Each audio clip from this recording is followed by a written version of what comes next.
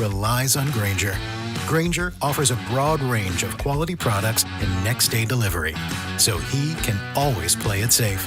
Call 1-800-GRAINGER, click Grainger.com, or just stop by. Grainger, for the ones who get it done. Do you worry about how much someone drinks? Do you feel neglected or unloved? If you answered yes to any of these questions, you are not alone. Al-Anon and Alateen can help. Call 1-866-200-0223 or visit alanon.org/help. I'm attorney Brian Ritchie. Workers' comp can be tricky, but my law firm will be on top of all the complicated paperwork and sneaky deadlines so that all of your I's are dotted and T's are crossed. If you've been hurt on the job, I'm on top of it. Contact us at ritchielaw.com. WCMC-FM HD1 Holly Springs.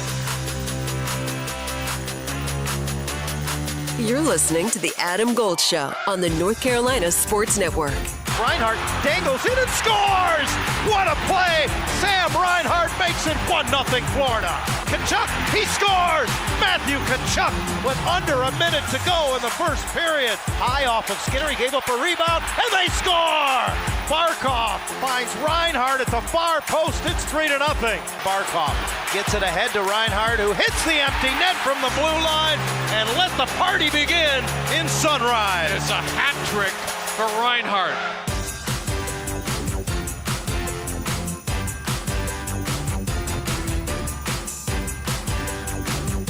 It's the Adam Gold Show. What's going on, everybody?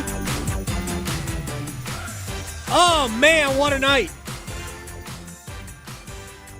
I am Adam. That's Victoria. We're here. We're on YouTube. You can go to YouTube, then search Adam Gold Show or 99.9 The Fan. Either way, you get to us. Go watch us do the show. Yeah, like my mom does. Your mom watches? Yeah. My mother-in-law watches. Oh, nice. She might be watching right now. Probably. Apparently, I was alerted that there are rabid raccoons up in our neck of the woods, that a bunch of rabid raccoons had been found dead on US 15 up in Granville County. That's not good. Yeah. We do have a groundhog under the deck. Oh, That's do they? not good. Police expect foul play. No, they don't. They might. Who Hey, knows? you know what? A rash of rabid raccoons found Right. dead. There could be a serial rabid raccoon killer. I know. They're just on the supposed to be loose. cute like Guardians of the Galaxy. Where's Keith Morrison? Have little guns. Pew, pew. So raccoons like wash their hands, don't they? Yeah. I mean, Very they're civilized. I see a lot of cute videos of them doing things. So I don't see those. I don't see those videos. Oh boy, we're out of hockey. Oh, I know. But think about this. What, next Friday is the draft. Wow. And 2 weeks from yesterday, we begin free agency. Mm-hmm. Right? Is it next Friday the draft? Yeah. The 27th, I believe, is next Friday. And that is the draft. So. It is. Yeah, there you go. The NBA draft is next Thursday, a week from tomorrow. Today's already Wednesday. Mm-hmm. I know. It's a Chip Patterson Wednesday, and it's a hump day. Thank you. Yes, it is a Chip Patterson Wednesday. We'll talk to Chip coming up in just over an hour. Let's see what else. Brian Geisinger is going to join us at the bottom of the hour. Nice. All of this Will Wade stuff. Oh, yeah. Van Allen Luben Spice. is going to enter the Naismith Hall of Fame That if he quote plays dumb 28 minutes a game. Mm-hmm. We'll talk to Brian about that. There's a lot of things to do today. But last night, the hockey season ended as the Florida Panthers lifted their second consecutive Stanley Cup. Let's play. All right, so let's deal with a bunch of things here. First of all, I will say this. Watching the game, Mm-hmm. I thought that it was really cool to see Hurricanes-style hockey succeeding. Yes. That's fun. Yeah. It'd be funner with the Canes being out there. Exactly. I would rather had it been Carolina doing that. But it's Hurricanes hockey, people. It's if you didn't know better, you would go, man, Florida, what a forechecking machine they are. Look at what they do back-checking in the neutral zone, how much pressure they create turnovers. The difference is that Florida does it with better players. So, rest assured, the Hurricanes are on the right track. We'll get to the Hurricanes a little bit later on. First of all, Florida dominated the game. Big time. That was, I thought, Henrik Lundqvist said it. I think it was the second intermission. Lundqvist, part of TNT's panel. Arguably the best part of the panel, to be honest. Well, I mean, your wife's a big fan, right? That was, isn't that her reason for watching that podcast? Yes, it is. He's always very, well put together, too. Yeah, he is. He's the sharpest dresser on the panel. Yep. He, I'm sure you hear that. I mean, what do you say? He is. You can't deny it. Yeah. Yep. I mean, recognize he's got game. But he said it. He said, normally it's hard to play a perfect game. He said, but I can't think of a mistake that Florida made.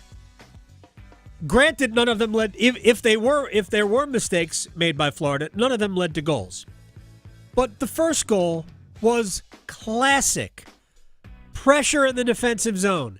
It forces a turnover. Evan Bouchard, who honestly did not cover himself in glory last night. No.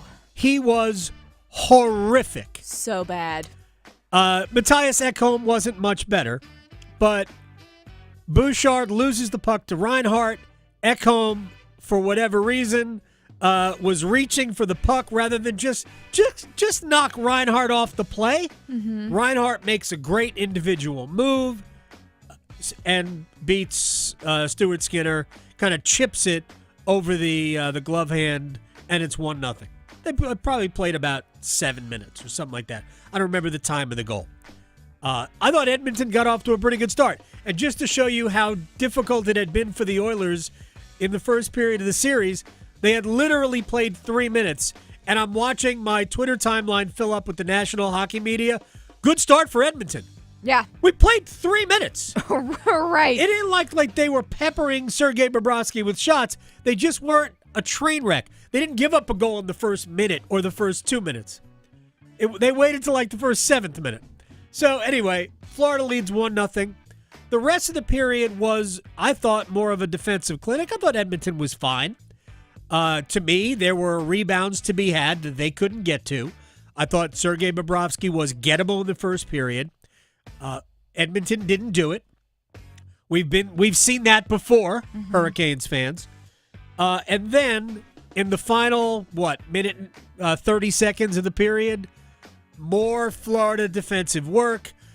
It was a back check in the offensive zone that completely erased what looked like was going to be an Edmonton chance late. Then the play continues. Turnover in the neutral zone. Luostarinen comes into the offensive zone with the puck, holds it, waits for Matthew Tkachuk to come off the bench because it was a line change, and there's traffic in front, and he beats Skinner. It's 2-0. Honestly, we were probably done there, but a lot of time left. Edmonton had come back from 3-0 after one period to ultimately win Game 4 in Florida. So with McDavid and Draisaitl, you can't completely, totally rule it out. But even that goal was indicative of Florida being on their game. And Edmonton was not. Bouchard, just because he was bad all night, standing at the side of the goal, doing nothing. Leon Draisaitl loitering in the slot. Yeah. What are you doing? Where are you at? Watching? Just watching? Really? Good seats, eh, buddy? So we got that. And by the way, Draisaitl and McDavid. Were you there last night? Crickets. Total. Were you there? Crickets. Now, Sasha Barkov gets credit for shutting down McDavid, but also Gustav Forsling gets credit for shutting down McDavid, right? If we go back to the Four Nations face-off, we watched Jacob Slavin erase McDavid and McKinnon at different times.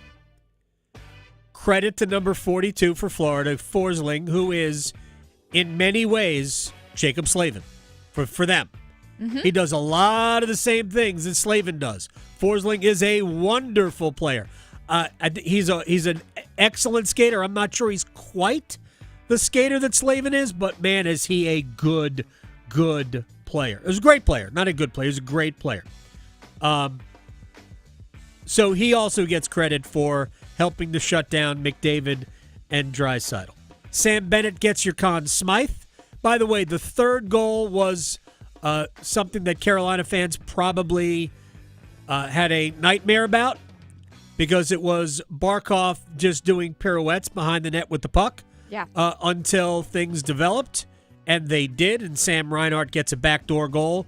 Once again, Stuart Skinner. This was a time where Skinner really, I don't know what he was thinking. Goal 3, he should have gloved that. Well, I don't believe that Skinner believed a shot was coming. Like, what? You're standing straight up. You're not even in a goalie stance. He was just loitering. He did not. I believe that if you ask Stuart Skinner what happened on the third goal, he might tell you, I really didn't think the shot was coming. From Carter Verhaeghe? Really? So shots are always coming. He was literally just standing there. Mm-hmm. Like a bear. He wasn't right, exactly. He like a mascot. Yeah. And it just hit him in the shoulder. He made no effort to make a save. It just hit him. It wasn't on frame, by the way. It was above the crossbar. But anyway, because he does nothing, the puck just falls back into play. It goes across the net, right to Reinhart, who I think got his stick on it first, but I believe it goes in off his skate. That makes it 3-0, and we were really done. We're done. We're totally finished. Look, Florida is a tremendous team. Mm-hmm.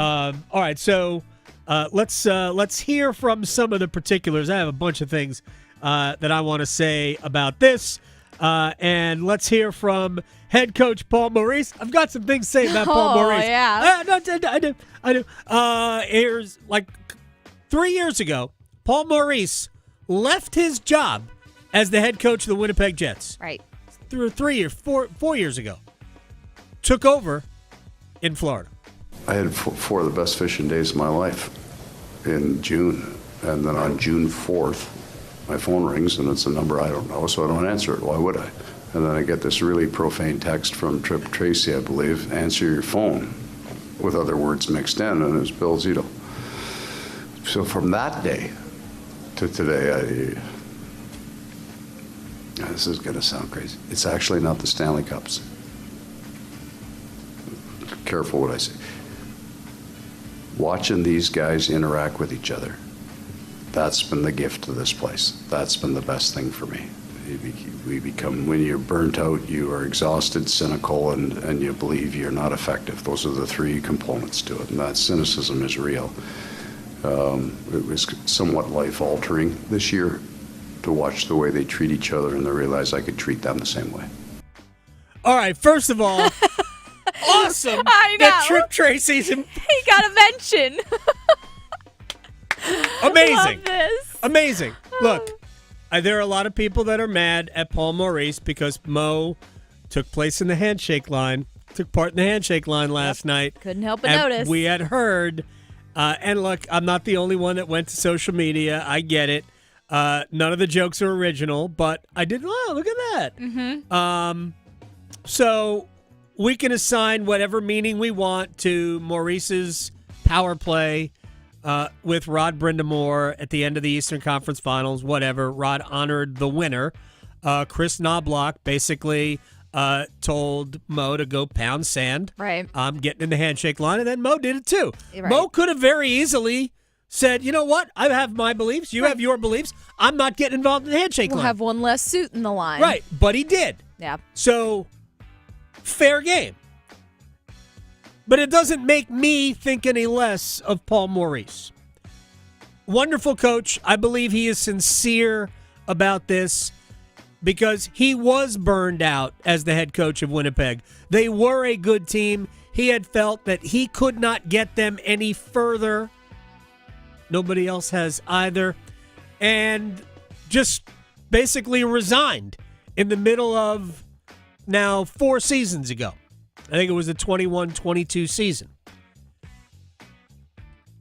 Florida that year was the President's Trophy winner, but they lost in the second round of the playoffs.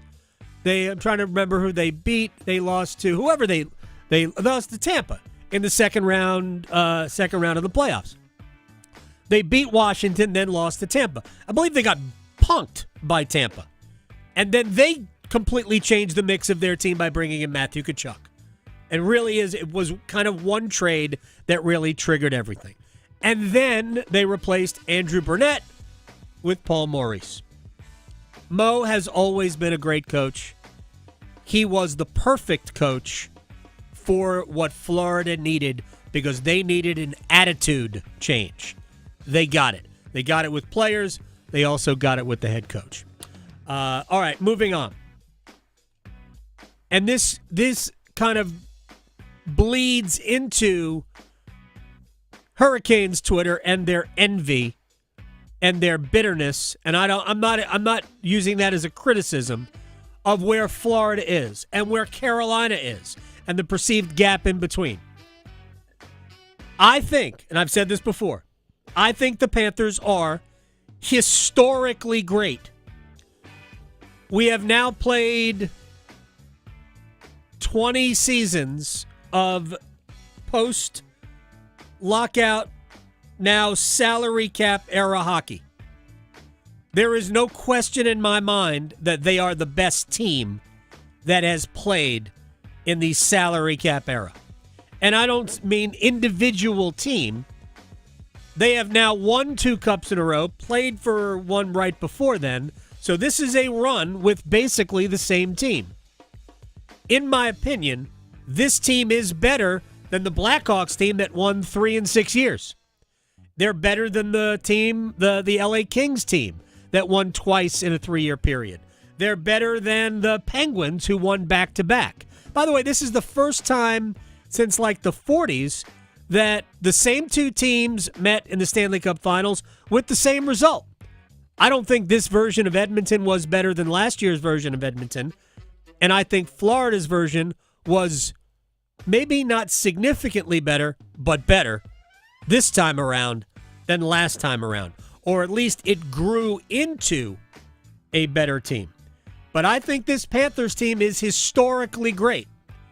And I think they're going to bring back pretty much the pieces they need to bring back to maintain it. Just to talk about their depth. And to me, in this series, we saw the depth of the Panthers absolutely own the lack of depth of Edmonton. Yes. Let's hear from Sam Bennett, who was the Conn Smythe, on why they have had success. I mean, it starts with the culture here. There's a way that we do things here, and it's not easy. We don't play an easy style of hockey. It demands a lot out of you, but I think every single guy's bought into it, but once the new guys come in, they instantly bought into this, what we do here, and the commitment to being great, to winning. Every single guy just really bought into that, and I mean, it starts with the culture, but the character of the guys. I think that's why we're able to do this. Look, they do have great culture. There's no doubt about it. They play as an incredible team. You watch them, and again, if you're paying attention, Carolina does on the ice the same thing. And off the ice, Carolina's also got great culture. We'll get into the difference between the two teams throughout the course of the program. But it's easy to have good culture when your top line of Barkov, Reinhart, and Evan Rodriguez produces 20 points in a 6-game series. That helps. And your second line of Bennett, Tkachuk, and Verhaeghe produces 22 points. And your third line of Lundell, Luostarinen, and Marchand produces 18 points. Mm-hmm. It's basically the same. They've got 3 number 1 lines. Yeah. It's really hard to beat them. Edmonton, we saw the cracks. Without Josh Hyman in the lineup, you understand what they were missing. That they were essentially, with McDavid and Draisaitl separated, and they had to separate them for the most part. They had two good lines, but believe it or not, they didn't have two great lines. Ryan Nugent-Hopkins hurt. Nobody else really stepped up to fill the void. So ultimately, they were a great team in flashes. And this was a 6-game series, and I heard somebody say it this morning on Sirius XM. It was a 6-game series that felt like a sweep. Mm-hmm. So it's the opposite of Carolina, Florida 3 years ago, where Rod was like, we didn't get swept. We lost 4 games. I get what he was trying to say. 4 incredibly close games. This didn't feel like a close series, watching it play out. Not at all. It really, really didn't. Now, can Florida, but first, well, before we get to can they keep it together, here's Connor McDavid, who scored 1 goal in the series. Nobody quit. Nobody threw the towel in. They're a heck of a team. You know, the Stanley Cup champions back-to-back for a reason. What's the difference in the series? I mean, obviously their forecheck was great. They tilted the rink. They were able to kind of stay on top of us all over the place. Never really able to generate any momentum up the ice. You know, we kept trying the same thing over and over again, just banging our heads against the wall. So credit to them. They played well. Yeah. Greg Wyshynski, our friend from ESPN, on McDavid as a non-factor. He was a non-factor tonight in a way that I think should be a little disturbing for McDavid and his supporters. You know, listen, he's going up against a great defense. He's going up against 2 guys in Alexander Barkov and Sam Reinhart, who are both nominated for the best defensive forward in the NHL this season. You get past them, it's a great defense. You get past them, it's Sergei Bobrovsky. But, you know, this is the kind of game for a greatest of his generation type athlete like Connor McDavid, where he really needs to put a stamp on things. They needed to get on the scoreboard first in this game, and try as he might, it didn't happen. And at the end of the day, he comes away from an elimination game loss with no points on the score sheet, and that's got to really, really sting. He was completely erased by Barkov, Reinhart, Forsland. Yeah. Again, I don't think Bobrovsky played all. He didn't have to do much. And I thought in the first period, which to me was Edmonton's best period. Yeah. By the way, in 6 games, Florida scored at least 2 goals in the first period every time. Mm-hmm. What are we talking about? I won my goal in first 5 minutes like multiple times. Right. I don't think it happened yesterday. It did. They scored. Was it within 5 minutes? It was like 4 minutes and 50 some odd seconds. Yeah, look at that. I noticed. Look at that. Now, will Florida be able to keep Bennett, Ekblad, Marchand? Here's their GM, Bill Zito. I think we can bring them all back. Really? Yeah. With sizable hometown discounts? Let's just leave it at that. It would have to be. Yeah. My prediction is they will not bring all 3 back. That Brad Marchand went to Florida, won a cup, and will play next year elsewhere. I don't know where. Knocking on the door of Eric Tulsky's office. Yeah. Kick that tire. Yes. Please. I understand Marchand is not big. Don't care. Doesn't matter. Different. Yep. Hall of Famer. I'm not saying he'd come here. But what I'm saying is there is a contract that you could put together that would at least get Brad Marchand to go, maybe. Love the player. Mm-hmm. I know there are a lot of people, a lot of Caniacs hate Matthew Tkachuk. I don't. I love Matthew Tkachuk. Yeah. Same thing with Sam Bennett. Love Sam Bennett. As players, I hate playing against them for obvious reasons. Love them as players. Now, real quick, Florida's got $19 million of cap room. They need They have 16 players signed for next year. They have $19 million of cap space. They can bring back Aaron Ekblad. They can bring back Sam Bennett. Even if they bring them back on team-friendly deals, they probably can't pay Brad Marchand because you have to fill out a roster, right? They don't really have long-term injured reserve possibilities here. So even if you were to bring back Bennett at $8 million, which probably is an appropriate number, even if you shrunk it to $7, which I don't know that they will, you still you need another forward. Mackie Samoskevich, who didn't play much in the final. I don't think he played at all in the finals. Played a little bit in the playoffs. Young guy, RFA. Even if you pay him $1 million, Aaron Ekblad, if you pay him $7, you still need an extra defenseman. You need another extra offensive player. You need another goalie. They probably don't have room for Brad Marchand unless he wants to play for like $2.5 million. I don't see that happening. Not when he can get probably $8 somewhere else. So I just don't see Marchand coming back. If Marchand does come back, that means Ekblad or Bennett are gone. Right. There's no way they'll be able to do that. But they can keep Ekblad, one of just 3 players on Florida's roster, drafted by Florida. Actually, that's somewhat inaccurate. Sasha Barkov, Anton Lundell, Aaron Ekblad, all drafted by Florida. Dmitry Kulikov, also drafted by Florida, but traded away and then brought back. So, I guess 4, but 3 forever Panthers of their entire team. Insanity.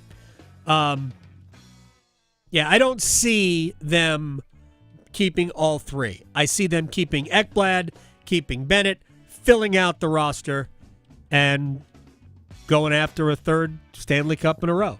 Yeah. A little bit later on, I'll tell you, and we talked about this yesterday, the difference between Carolina and Florida, and if you can bridge the gap. When we come back, Will Wade said those things about Van Allen Luben and how dumb Carolina was. Brian Geisinger is going to join us, and I'm going to ask him, was Will Wade right? Or was Will Wade just having a good time at Carolina's expense? Next. Making more sports sense than social media trolls. The Adam Gold Show on the North Carolina Sports Network. WakeMed Brain and Spine wants to stop strokes in their tracks. If you think someone is having a stroke, use the acronym B FAST and assess these functions. B, balance. Do they have trouble walking? E, eyes. Are they having trouble seeing? F, face. Does their smile droop? A, arms. Ask the person to raise their arms and notice if one drifts down. S, speech. Is it slurred? And T, time. It is important. Call 911 and get to the hospital as quickly as you can. To check your stroke risk assessment, visit wakemed.org. Adam Gold here from my friends at X Golf in Cary, North Carolina's premier indoor golf experience, and I have a great idea. Beat the summer heat and get your golf on at the same time. Grab your foursome, even a sixsome, and head over to the X Golf in McGregor Village Shopping Center. Take advantage of my special buy one, get one free deal. Buy an hour, get the second hour free. Just mention Gold and enjoy. Heck, it's already less expensive than your regular course, and it's not 100 degrees and humid. X Golf in Cary, the home of premier indoor golf in North Carolina. Our state's future begins with our students. That's why the North Carolina Education Lottery has contributed over $10 billion to education. Through scholarships, school construction, support staff, and pre-K programs, lottery dollars move our state forward, helping students become the best versions of themselves. Visit movingncstudentsforward.com and share how your student or school community has benefited for a chance to earn $2,000 for your story. Must be 18 to play. Problem Gambling Helpline 877-718-5543. It's bow time. Yep, it's eating time again. Now you could unload groceries, chop, dice, mince, preheat, heat, slap around the smoke detector, and then celebrate with a big old pile of dishes. But if you're tired of cooking, or tired of sorta cooking, it's time to feed the whole family with Bojangles Fried Chicken Family Meal. With Bojangles' famous chicken, fixins, biscuits, and tea, you can forget the cookbook and spend some well-earned quality time with a delicious dinner from Bojangles. It's bow time. There's no time like bow time. Time to stop whatever you're doing for some of that bodacious Bojangles flavor. Satisfy your craving for flavor and your passion for boneless chicken with Bojangles 4-piece Supremes dinner. 4 perfectly seasoned Cajun fried whole breast tenderloin fillets, choice of fixin', a made-from-scratch buttermilk biscuit, and Bojangles legendary iced tea. When you're hungry for flavor and value, it's Bo time. Progressive knows there are some surprisingly expensive things in life, like frames. Because you found a classic 70s concert poster. But when you went to get it framed, you realized the frame will cost about 4 times the amount of the poster. Which is actually absurd because no one will be looking at the frame, and if they are, then you severely overestimated how cool this poster is. But then you remember by switching your home and auto to Progressive, you could save hundreds and put it towards a classic 70s concert poster in an absurdly overpriced frame. Progressive Casualty Insurance Company, affiliates, and other insurers. Not available in all states. Discover the thrill of precision and elegance with Omega. From the depths of the ocean to the heights of space, Omega's Seamaster and Speedmaster collections are crafted for those who dare to explore. With a heritage rooted in innovation and a timeless style inspired by sports, space, and cinematic legends, Omega is made for every adventure. Find your perfect watch at Bailey's Fine Jewelry, voted best jeweler. Learn more at baileybox.com. Thy ticket, Lady Jennifer of Coolidge. Well, many thanks, good sir. Here'th my Discover card.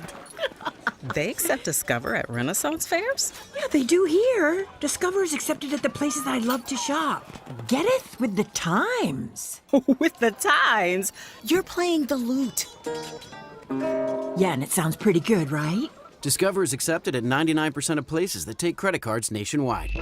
Based on the February 2024 Nielsen report. Gold. Gold. I'm really excited about next season, considering this was supposed to be a rebuild year. But with these new guys, like Bradley Nadeau, we've got Nikishin coming eventually. If we've got Hall still here, Jackson Blake, I mean, there's so much promise and potential. I'm super excited for that. Yeah, and just wait till the big kid gets ready to play. The Adam Gold Show.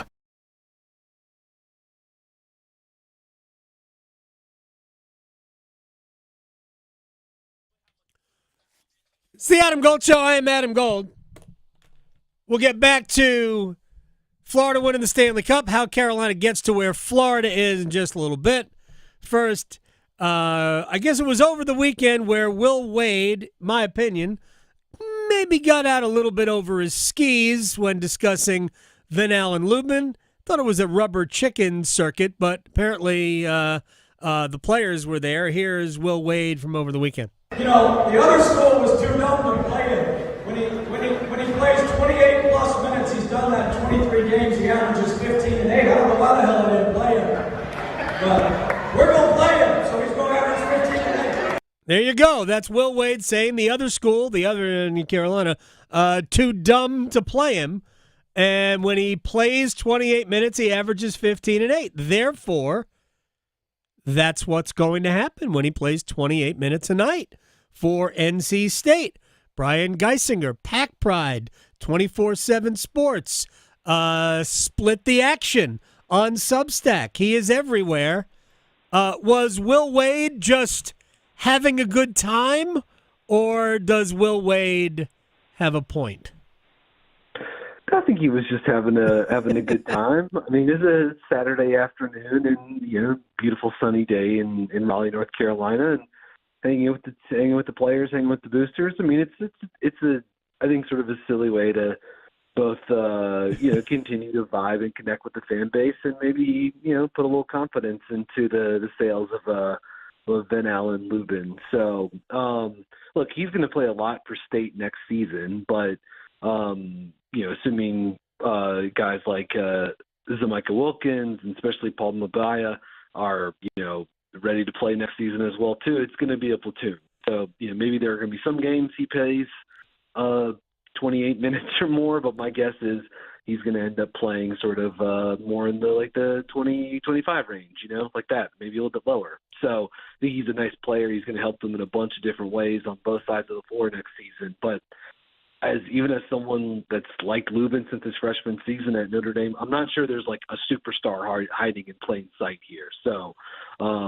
But yeah, this is certainly, bulletin board material if you're a UNC fan, or it's, it's just, or it's more of the same, sort of like, I'm trying to blank on how the word described this, but just more good vibes, I guess, between the new coaching staff and an excited fan base here. And that's the way I looked at it. I didn't take it seriously, but of course, people mad online. It would be gold. It would be wild if Will Wade we're discussing his rotation patterns for next season during a June afternoon at a restaurant in Raleigh. So yeah. You're 100% correct about that. Brian Geisinger is joining us here at @bgeis_bird on Twitter and on Blue Sky at Brian Geisinger. Here's the thing that I go back to last year because I watched him all last year. And I thought Van Allen Luben was a nice player. I think on a good team, he's a rotation player. He's not a starter. He's not a 28-minute-a-night guy on a team that wants to finish in the top, 2, 3 of the ACC, which I think NC State's roster, to me, says that they can finish in the top. Certainly with a double bye, I think they're good enough to finish in the top 4. But if Van Allen Luben is playing 28 minutes a night, I'm not sure that they are good enough. One other thing I would say, Luben provides, I think pretty confidently, he provides this discrete set of skills that are nice for a modern 5, right? Good screen setter, does a nice job catching the ball, and he can catch it in traffic. He can finish above the rim with lobs, which is sort of a notable thing for State to have a couple of lob threats on the roster, and just in terms of what that does in terms of your spacing or how teams have to sort of respect that in the pick and roll game next season. And he gives you some rim protection, and I think he also played great down the stretch of the season for UNC. I think all of that stuff is bankable. If there is a case for him to maybe have another gear offensively, it's that his sophomore year at Vanderbilt 2 seasons ago, he showed a little bit of stretch, right? I think he made 13 threes that season. So nothing crazy. But if this guy had the ability to actually give them, he was 13 of 39 from deep in the 23-24 season. If he actually could up the volume on that, instead of taking 1 a game, he was sort of taking 2 to 2.5, 3 threes a game and hitting them in a mid-30s clip, then all of a sudden he actually becomes a really impactful player. If he starts bringing some stretch to the 5 spot too, but I don't know how realistic that is to anticipate. So yeah, that's sort of why I have him more in decent starter, a very quality positive backup, and certainly a rotation player at the power 4 level. And to me that's fine. Now, what is the competition? Brian Geisinger with us. What is the competition with for Luben for these minutes? You mentioned a couple of players. I didn't hear Darian Williams in that mix. He should be a lot of competition at the 4 spot too. No, for sure. And I guess my thing is I'm not sure how much Luben is gonna play the 4. My guess is he'll play next to Mbaya and Wilkins some next season, maybe here and there. But if he's not shooting it from deep, then I really do think I'm putting Luben more at the 5 and saying right. He's maybe not just completely a one position player, but that he's a little limited, in terms of his sort of positional versatility. I think he's got enough sort of lateral athleticism to defend 4s in the ACC and stuff like that. It's just offensively, how are you doing that if you're now having multiple non-shooters on the floor, right? If you've got a guy at the 5 who can't shoot from deep, then you're playing Luben at the 4, who's a shaky at best or a non-shooter. Then if you're playing that with Quadir Copeland at the 1, then you've got another. Just all of a sudden it becomes you have too many sort of non-stretch options on the floor. Gary Williams is going to be awesome. There's no doubt about it. I think he's going to play the 4 for them next season. I think he's going to be one of the best players in the country in the ACC. Has the chance to be, first team all ACC. And again, I think sort of one of the best initiators in the league. And you're going to see Williams and Luben play together a lot next season. You're going to see a lot of 4-5 pick and roll, no doubt about it. But my guess is you're going to get a platoon at the center spot that's mostly going to be Luben and Mbaya. and then some of maybe Zamika Wilkins. But Mbaya is another guy. I've seen a little bit of him from his international experiences. But just like a really great, run, jump athlete who provides great length and size and has played professionally in Europe for some time now too. Sort of more on like the developmental squads, but he's played some at the senior level club as well too. So a guy that's certainly like an upside bet, I would say, for state next season. So my assumption would be Luben starts the year at the 5, but come midseason, who knows who's playing, the majority of the center minutes. But certainly VAL is going to be a guy that's going to factor into the mix, start to finish, provided he's healthy next year. All right, final thing for Brian Geisinger, Buzzbeat Podcast, 24/7 Sports, Pack Pride, split the action on Substack. You should get that. All right. Will Wade came in saying he wants to, he was basically guaranteeing we'll be top 4 in the ACC. We're going to the NCAA tournament. Not that you know the ins and outs of every roster in the league, but is NC State's roster not top 4 in the league right now? It's, I think so. And if it isn't, it's not far, outside of it. I think Duke obviously has incredible high-end talent, both coming in and returning to the roster this season. I think UNC, I feel like people were kind of like down on them a little bit. I know they spent obviously a great deal on the roster for next year, but to bring in Kyan Evans, Henry Vazar, Jaron Stevenson, some really nice players on that, not including Jonathan Powell, who actually I've been watching some of his tape recently from West Virginia, and Jaden Young at Virginia Tech. Then you've got Caleb Wilson, top 5 prospect in the class coming in, and Seth Trimble. I think UNC is going to be really, really good. Louisville, obviously an incredible run in the portal. I think Virginia did a nice job in the portal as well. I think Notre Dame has a really fun, talented roster with Marcus Burton and Braden Shrewsbury back, plus Jalen Harrelson, the top 20 prospect in the ESPN class coming in. So, but I would say I think I would have State probably in the range of Louisville, UNC, so pretty safely in the top 4. I think my worry about Carolina is that I don't think they have a ton of depth. I think last year they had a lot of guards. I think this year they're probably good from the 3 on up, and I'm not sure how good they are in the backcourt. But we'll have to see how it all plays out. At @bgeis_bird on Twitter, at Brian Geisinger on Blue Sky. The Substack is Split the Action. Too many things to promote. Brian Geisinger, I appreciate your time, my man. Yeah, as always. You guys be good. You got it. Brian Geisinger here on the Adam Gold Show. All right, when we come back, we're going to do one-timers, and I know there's a lot of questions about the Hurricanes, so we'll get into those, but we'll start by I need Hurricanes fans to understand something about the gap between where Carolina is and where Florida is and how you get there. Next.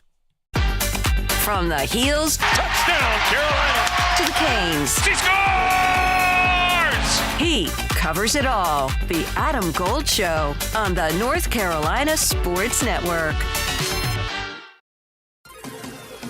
The North Carolina Healthcare Association invites you to listen to this month's podcast, Conversations on the State of Healthcare. This month, we're talking about a major collaboration that's making waves in Iredell County. Kim Holland, Development Coordinator for the Iredell Health Foundation, tells us about Whole 3. The goal of the collaborative is about addressing the complex and interwoven challenges that many families in Iredell County face. And, things like poverty, lack of access to health care, and educational disparities. So it's designed as truly a collaborative. It's community-led initiative.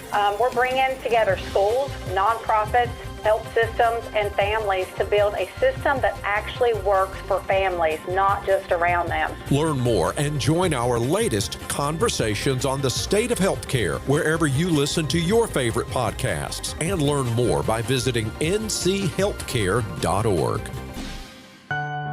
Hello, I'm Steve Troxler, North Carolina Commissioner of Agriculture. Farming's tough, but you're not alone. That's why the North Carolina Agri-Medicine Institute offers the North Carolina Farm Helpline, a free 24/7 resource for the agriculture community. Long hours, difficult decisions, and unexpected challenges can add up. Whether you need to talk to a counselor who understands farming or help with finances, legal questions, or farm safety, call 844-325-3276. That's 844-325-3276, the North Carolina Farm Helpline, a free 24/7 resource for the agriculture community. 844-325-3276, because no one should face farm life alone.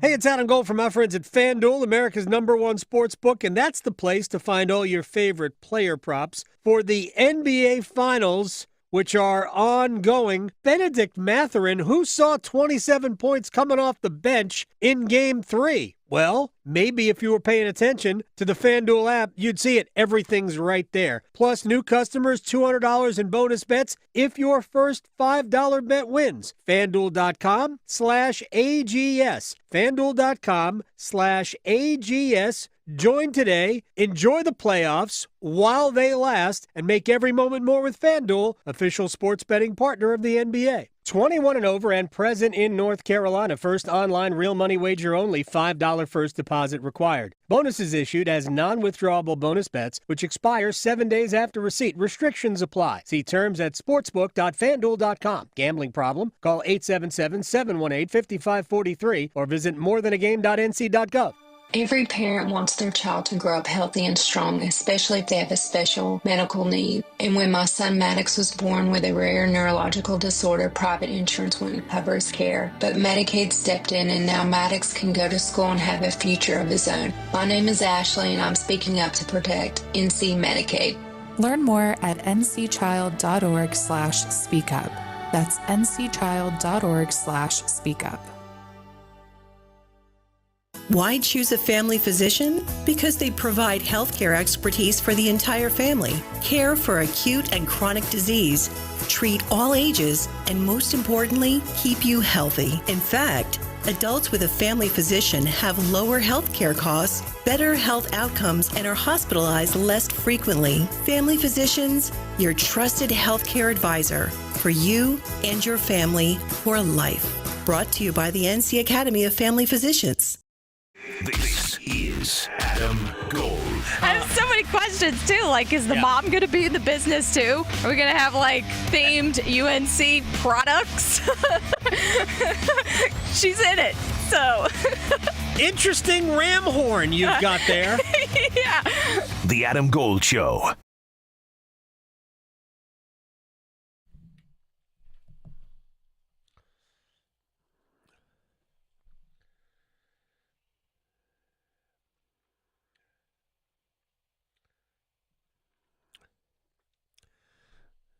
It's the Adam Gold Show.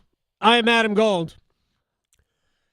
Victoria, have you seen the betting odds to win the Stanley Cup next year? Ooh, are the Canes leading the way? So, according to FanDuel, Canes are the Stanley Cup favorites, plus 700. Florida and Edmonton are plus 750. Still? Dallas and Colorado, plus 850. Even after they just won the Cup? Yeah. Wow.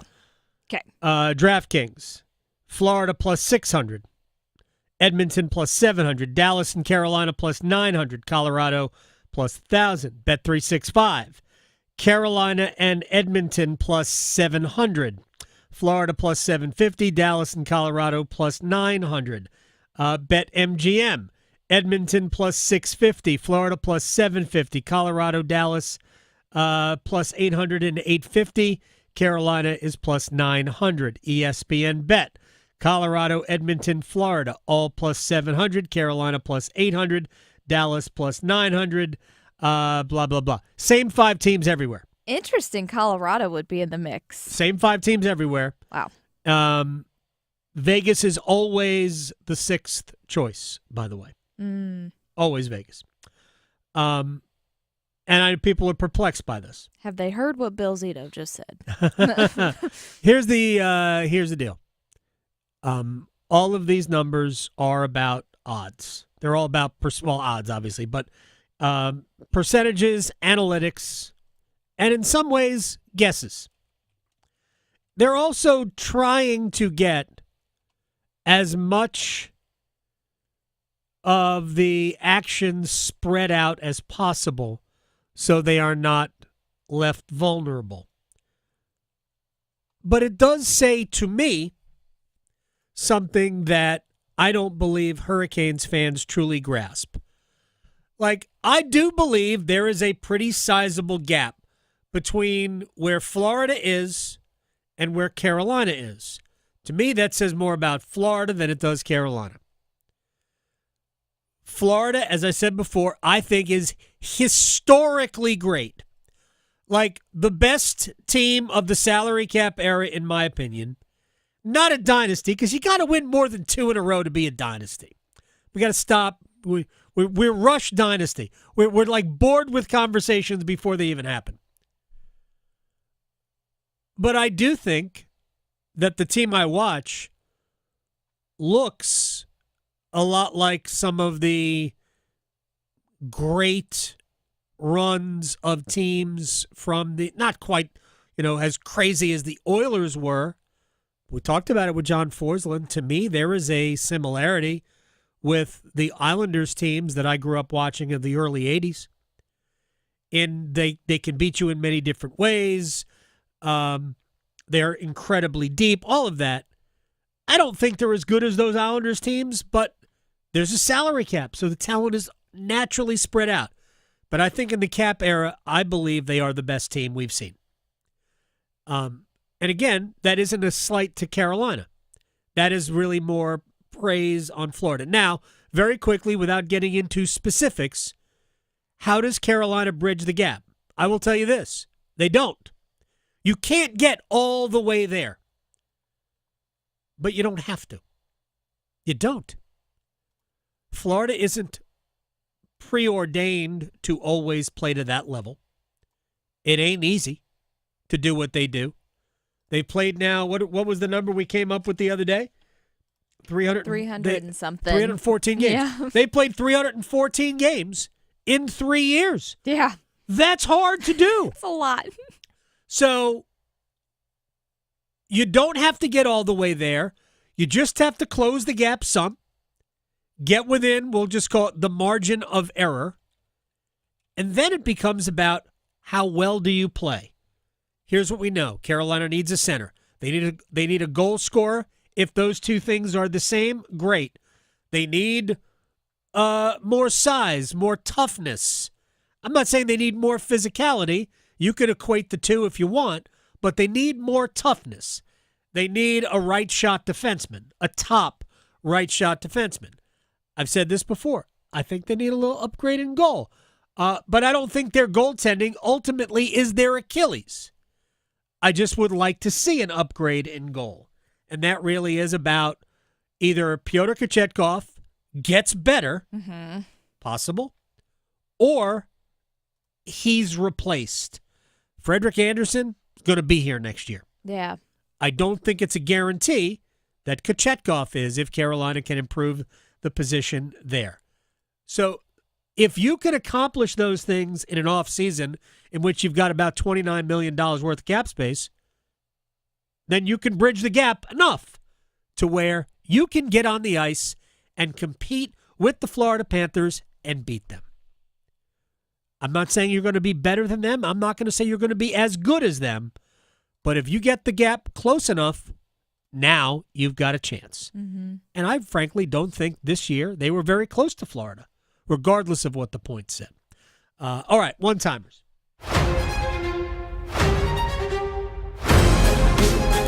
All right, kicking things off, looking at our YouTube stream. First up, William. So he wants to know, can the Canes now make a trade before the July 1st free agent start? And also wants to know when your next Canes Corner might be. Tonight! There you go. Tonight. We're going to Canes Corner pod tonight.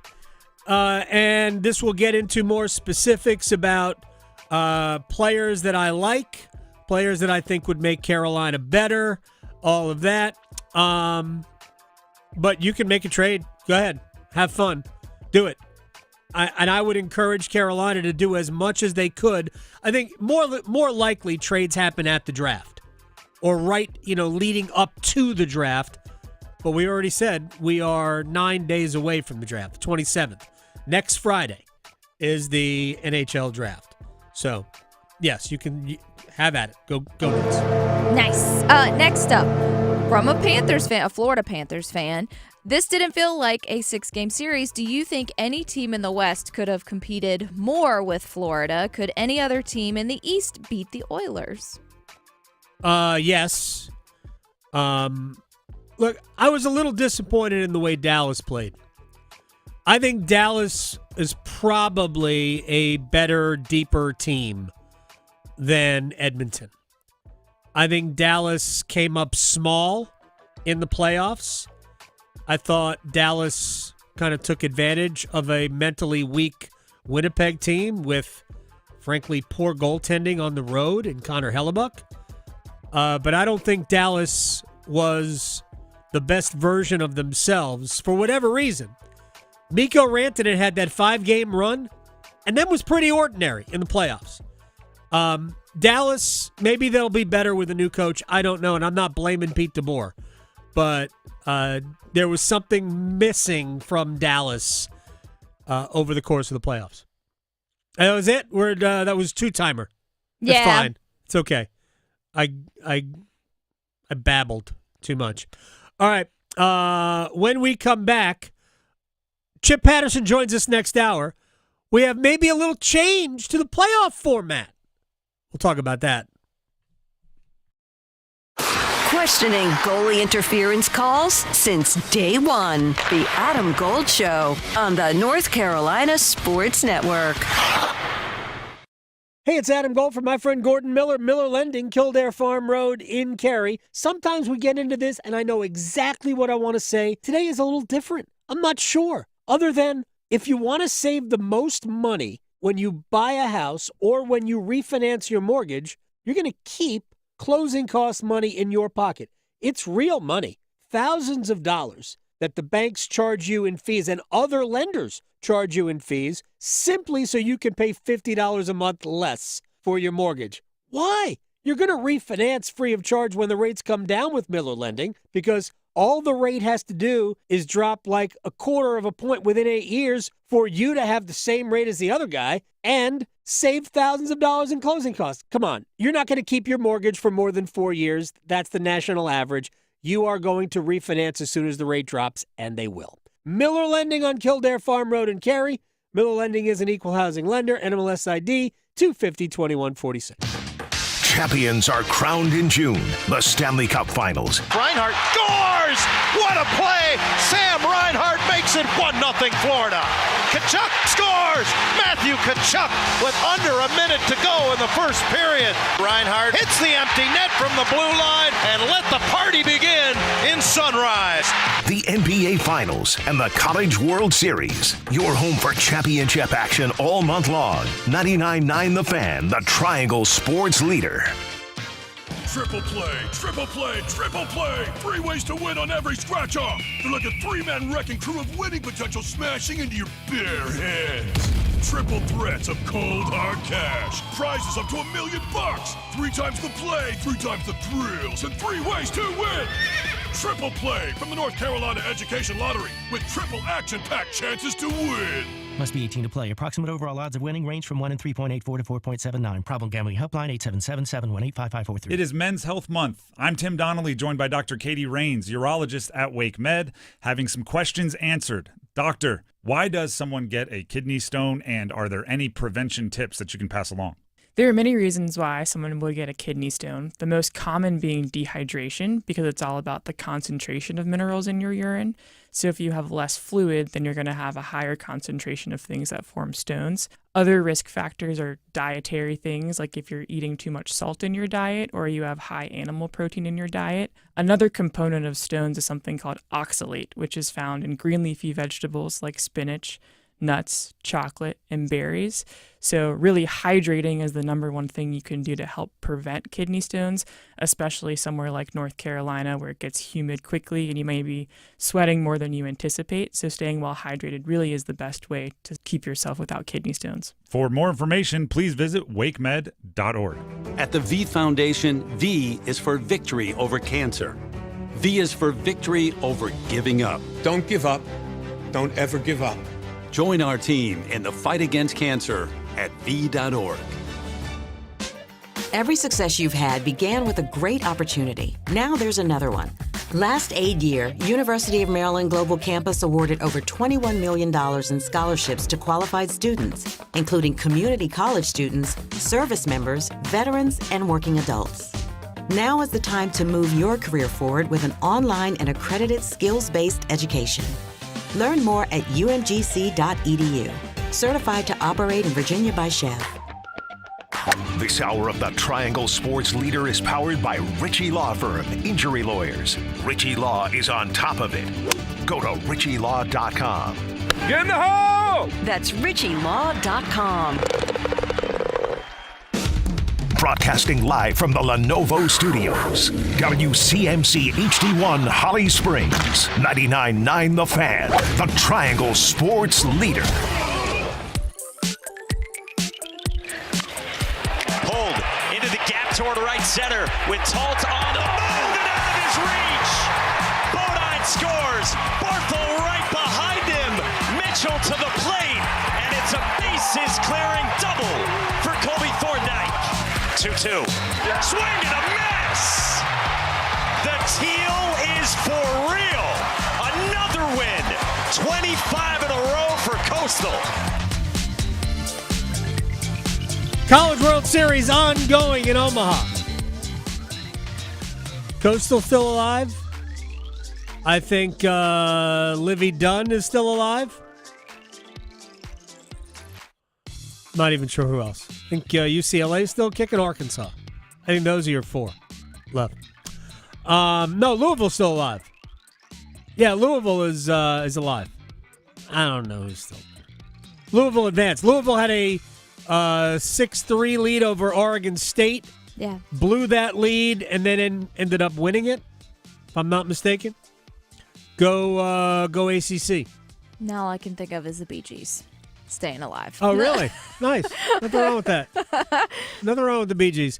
Adam Schefter just said on the Pat McAfee show. Oh, a very shaky Pat McAfee. When I looked at it, he was on his phone, like in his car. Schefter, yes. Yeah, and he wasn't driving. I hope Somebody not. else was driving, I think. Yeah, he was all over the place. Right. But Schefter, NFL Insider on ESPN, said on the Pat McAfee show, they were talking about Lamar Jackson's interest in bringing his good friend, cornerback Jair Alexander, who was released by Green Bay, to Baltimore. And Schefter said, well, there's a lot of teams that are interested in Jair Alexander. And the first team he mentioned was the Carolina Panthers. Please and thank you. So, I talked about this last week, maybe even early this week. I've been saying for a long time, I think Carolina needs another elite cornerback to make their defense truly elite. Mm-hmm. While obviously we have no problem with J.C. Horn, we only need him to stay healthy. I think the other options, Mike Jackson, et cetera, to me are more depth pieces than they are true starters, if you want to be great. Jair Alexander does provide the ability to be great, except, what's the problem, Victoria, that we have with J.C. Horn? Oh, he just gets hurt. Availability. Mm-hmm. So, last year, Jair Alexander played 7 games. The year before, Jair Alexander played 7 games. And the league has way more than 7 matches. The games. year before that, he played 16. The year before that, he played 4. Ooh. It sounds very J.C. Horn-like. It does. over the last 4 seasons. If he can stay healthy, Jair Alexander would be ideal. I still think it's worth taking a shot. Yeah, why not? Still think it's worth taking a shot. He has essentially been the number 1 corner for Green Bay. I'm not saying it's going to be easier to be a 2. I'm just saying I think he is an elite player when healthy. Might as well take a crack at it. And if it doesn't work out, it doesn't work out. But if you can afford it, yeah, that's a guy I think would be really good for the Carolina Panthers. Well, what the Panthers don't need is a new motto. So don't know if you've seen that. I have seen it. But I think the Panthers have said we're not changing. Right, they had to keep pounding. clarify because us Panther fans are like, just stop. Yeah. We are hashtag keep pounding. So, Sam Mills. We got rid of that 2 states, 1 team malarkey. No. Was it really 2 states, 1 team? Yeah, that was one of their hashtags. Was Really? 2 states, 1 team. Sorry, it's the North Carolina Panthers. It's just too long. 2 states, 1 team is not good. No. And I'm not saying it's not a good motto. Right. There's an element about 2 states, 1 team that is just not good. The early 2000s ruined that, so. Anyway, I'm not going to get into why, but just stay away from 2 states, 1 team. Yeah. The leave your mark thing, though. That was the one they were going to. This is what their new one they were trying to enforce. Trial balloon popped. Big time. Back to keep pounding. Mm-hmm. So the Hurricanes this year were raise up. Yes. Right? Last year they were cause chaos. Mm-hmm. But for a few years they were take warning. Yes. So my intel says to me that there might be another hashtag change. Mm-hmm. That's fine. Maybe they go back to take warning. Maybe. As I said, do a whole bunch of work in free agency and the trade market and go blank around and find out. Yeah, I like it. Change it to that. Yes. But the issue with the Panthers is that when the identity of your football team, like no offense to all the Hurricanes hashtags, none of it really is the identity of who they are. No. But the Panthers' identity is keep pounding. 1,000%. Just don't touch it. Stick with it. Yeah. Unless you start stinking again for a long period of time and you stop pounding. Well, see, but that's my thing is work on the football team, not the motto. Right. Okay, we got that one squared. That's the one thing we got squared away. I'm pretty sure separate offices. Yeah. I'm pretty sure Dan Morgan isn't driving in going, all right, we need a new hashtag. Keep it fresh.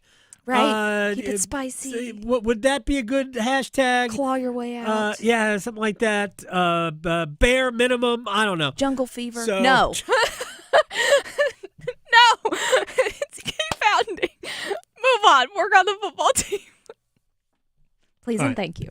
So, yeah, they're not going to change it. No. From keep pounding. No. Anyway, all right. So Chip Patterson's going to join us in about less than 10 minutes. So while we were paying attention to other things, Stanley Cup Finals, whatever, Carolina and Duke going out in the Super Regionals of the college baseball tournament, the SEC and the Big Ten have been quietly behind the scenes sort of feuding over what the college football playoff format is going to look like. Brett Bielema, who is the boorish, slobbish head coach at Illinois, and used to be at Wisconsin, also used to be in Arkansas, says, well, it's got to start with the SEC's got to play 9 conference games, blah, blah, blah. Like, no, they don't. And like, if the Big Ten wants to play 9 conference games, that's fine. Go ahead and do that.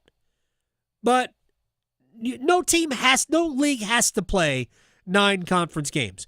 And I have suggested before the ACC never even consider it. And I hope they don't.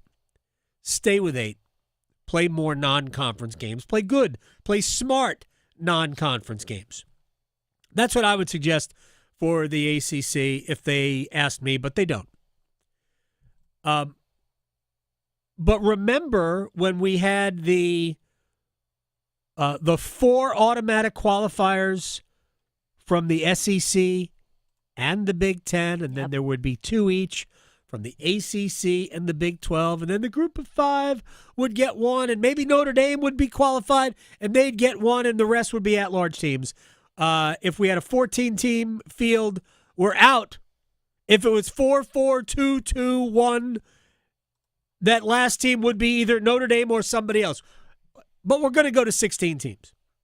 And this year, of course, we had 12. And we didn't have all of these automatic qualifiers. Everything was an at-large after the 5 conference champions. Well, the SEC finally recognized it's kind of silly for us to be treated the same as the Big Ten, even though we have the same size wallet. We're much better at football than they are. Granted, I realize that Ohio State won the national championship. We're talking about leagues as a whole, right? We're not talking about individual teams. And the SEC is now pulling this, in many ways, a power play anyway, by saying maybe just the conference champions should get the automatic bids and leave all of the rest at large. Thank you. Yeah, makes sense. This is the way it's supposed to be. And the Big Ten doesn't like that because here's what the Big Ten knows. They know they are a house of cards. They know it.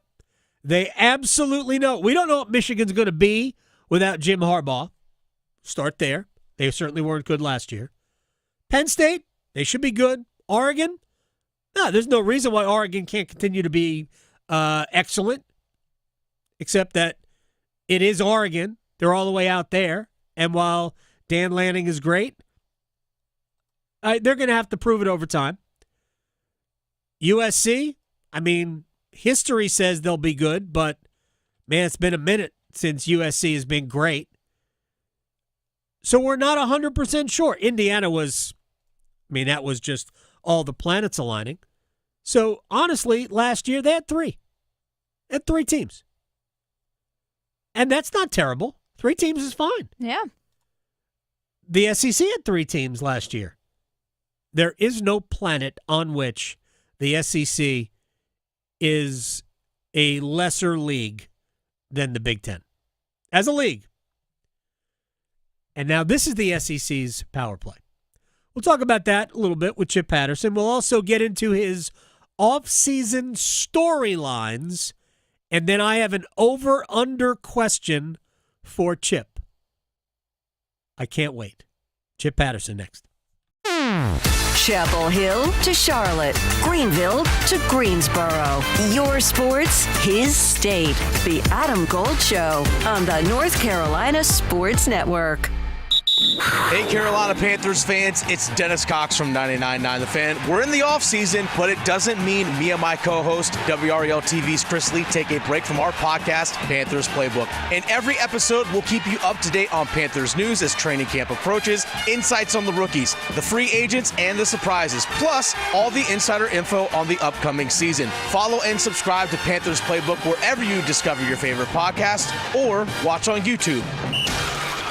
Walking into work today, I had 2 thoughts. It would either be a gorgeous day to be at the pool or spending the day getting lost on a motorcycle. I'm Victoria Vodenecker here from 99.9 The Fan for Law Tigers, and when there is not a cloud in the sky, all the flowers have bloomed, the humidity isn't at its most miserable, that is a day I would consider perfect for riding. But unfortunately, things don't always go perfectly on the roads, even when you're prepared and aware. So if you're ever in an accident on your motorcycle, motorcycle that wasn't your fault, always remember to call my friends at Law Tigers first before calling your insurance company. At Law Tigers, they're riders too, so they understand. They get the value of your bike, your gear, the investment that you've made, and what it's like to go through an accident. Case evaluations are always free, and you're not going to pay a dime until your case is settled. Call 1-800-LAW-TIGERS, North Carolina's motorcycle lawyers. Law Tigers is a network of independent law firms who are members of the American Association of Motorcycle Injury Lawyers. Law Tigers is not a law firm. Will you make the right call?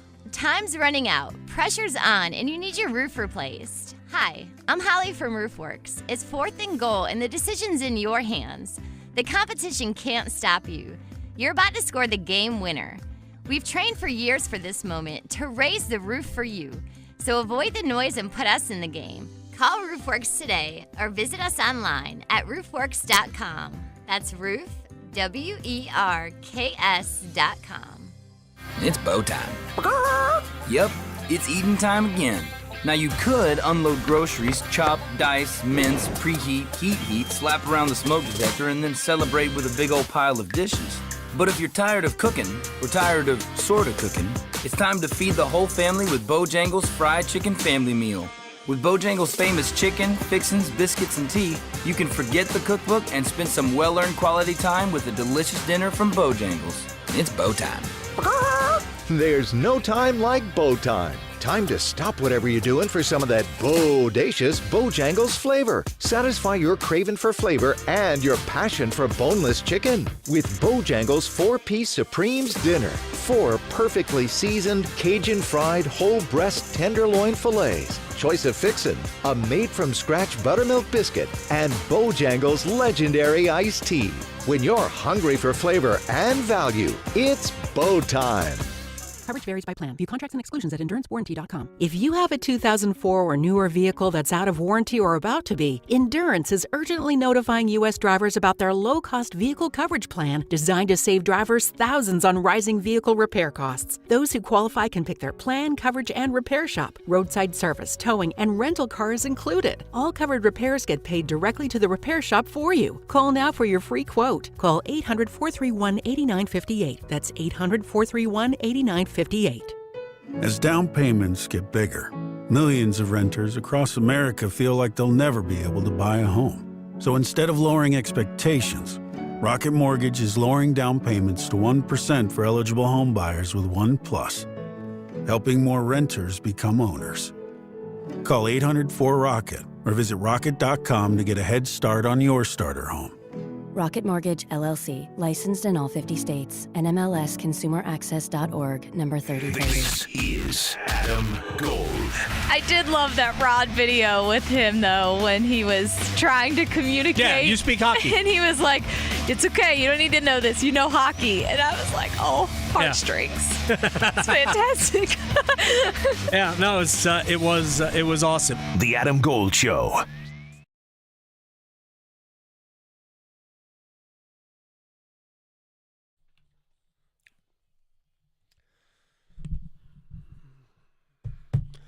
It's the Adam Gold Show. I am Adam Gold. The Brothers Gibb. Perfect as we bring in Chip Patterson, CBSSports.com, moderator of the Cover 3 podcast, who today was wearing his is still wearing his Fiorentina shirt. Good luck to Fiorentina this year. Have they announced the Serie A fixtures yet? They have, but the big news that might have even, you might have missed your desk, but I think you would be intrigued to know their new manager. There was a little bit of a dust up at the end of the last campaign. They liked their manager, but he didn't want to be there anymore. And they've got fresh off of getting sacked at Milan, they've got Pioli as their new manager. Nice. So this is the connection that you're going to appreciate.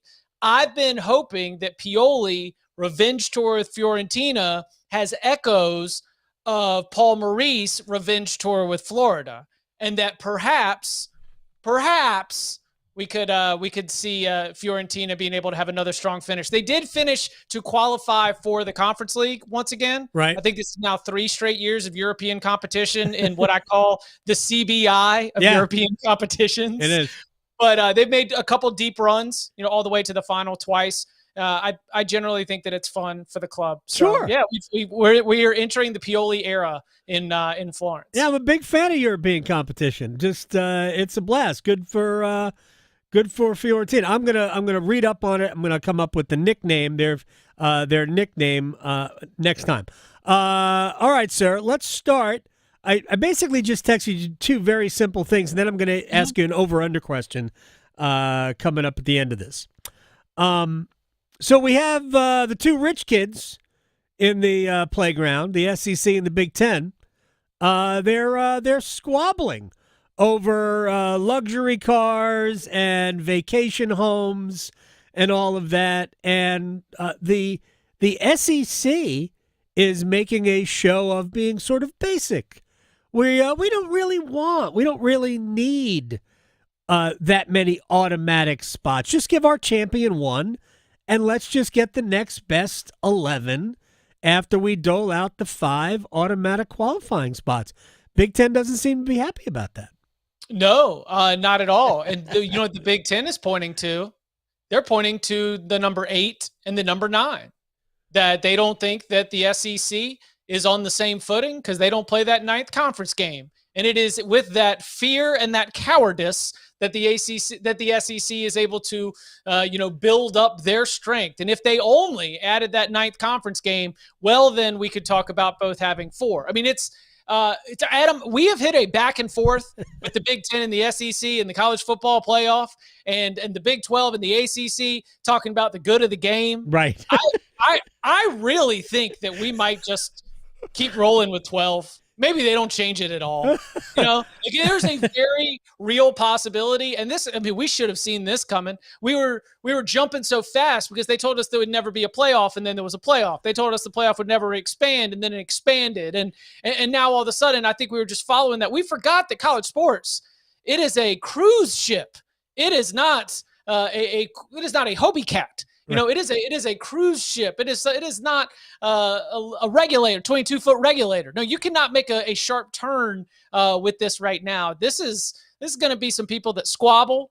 They continue to send out messages through the media, and they really might not agree on anything. And we just might plow ahead. 2026 starts with the same 12-team format that we will have this fall at the end of this season. Are you a fan of Spaceballs? I am. Right. But we're getting a new Spaceballs, right? Getting a new Spaceballs. And by the way, what a great indictment of the film industry, the way that they were able to call out all the recreation and all of the ways the franchises had been built up since the first Spaceballs. But yes, would recommend it. Am excited about it. I can't wait for it. But the secondary title, the subtitle is The Search for More Money. Right. Way back when they joked about a second Spaceballs at the end of Spaceballs, that's what they called it. The search for even more money. And that's what this is all about. But look, Brett Bielema, Illinois' coach, talked about, well, they've got to go to 9 first. Here's my question. Why do they have to go to 9? Just because you're at 9 doesn't mean that 9th game is against better competition. It just doesn't. I mean, that's my point. It just it doesn't mean it's against better competition. If I were Brett Bielema, one of the things the Big Ten pretty much does, right? They don't play games against FCS competition, correct? I would, or at least they used to not do that. Right. Maybe it's sort of leaked in now, but that's what I would be telling the SEC. Forget about playing a 9th game. Just get rid of the Woffords of the world. No offense to Wofford, but just get rid of those games. I mean, Adam, we're welcoming Missouri State to the FBS. We are growing to 500. Right. Not 500. We are growing to 136. I really think the line between the bottom of the group of 5 and FCS is much blurrier than it's ever been. And so schedule the bottom of the group of 5 then, which the SEC does well anyway. Which again, they do. It's called preserving regional rivalries, okay? deserving regional rivalries. Oh, man. Is Georgia State on everybody's schedule in the SEC? Georgia State shows up a lot. But look, they beat Vanderbilt. They beat Vanderbilt, who beat Alabama. Jacksonville State's on everybody's schedule. They beat Florida State not that long ago. Well, Jacksonville State was led by Rich Rod last year until Rich Rod got the job at West Virginia. They promoted from within, so we'll see if Jack State can keep their Conference USA, their Cayusa supremacy going into the future. Look, I just think that the reason why you would want the same, like a 9-game in one league and a 9-game in the other, the reason why it would matter is that you would then produce conference records that are more reflective of the overall conference. That simply playing less of your league is going to make more variance and more possibility that you can escape with a 7-1 conference record just because in the rotation of this bloated league, you happen to avoid all of the teams. Like, the North Carolina Tar Heels, to keep it local, have one of the best conference draws in the ACC, if not the best conference draw in the ACC. Sure, they're going to play Clemson, but that outside of that game, everything else is what you would dream of in terms of trying to stack a schedule with wins. If North Carolina somehow winds up with a 7-1 conference record, it will not be, in my opinion, it will likely not be of the same quality as maybe the second best team in the ACC that might have had another loss or two thanks to a tougher conference schedule. So I am a promoter of increasing the conference schedule just as a mandate in this modern era because of how big the conferences have gotten. And if you want equality of 9 games versus 8 games, I think it comes from the idea that if conference champions are going to matter, if we are still going to say conferences matter at all, then I think that we want to have something similar across the board at the top of the sport. Well, my only point is that when it comes to the Big Ten, and I don't have Illinois' schedule in front of me, I don't have Wisconsin's schedule in front of me, there's a lot of teams in the middle and at the bottom that just aren't that good.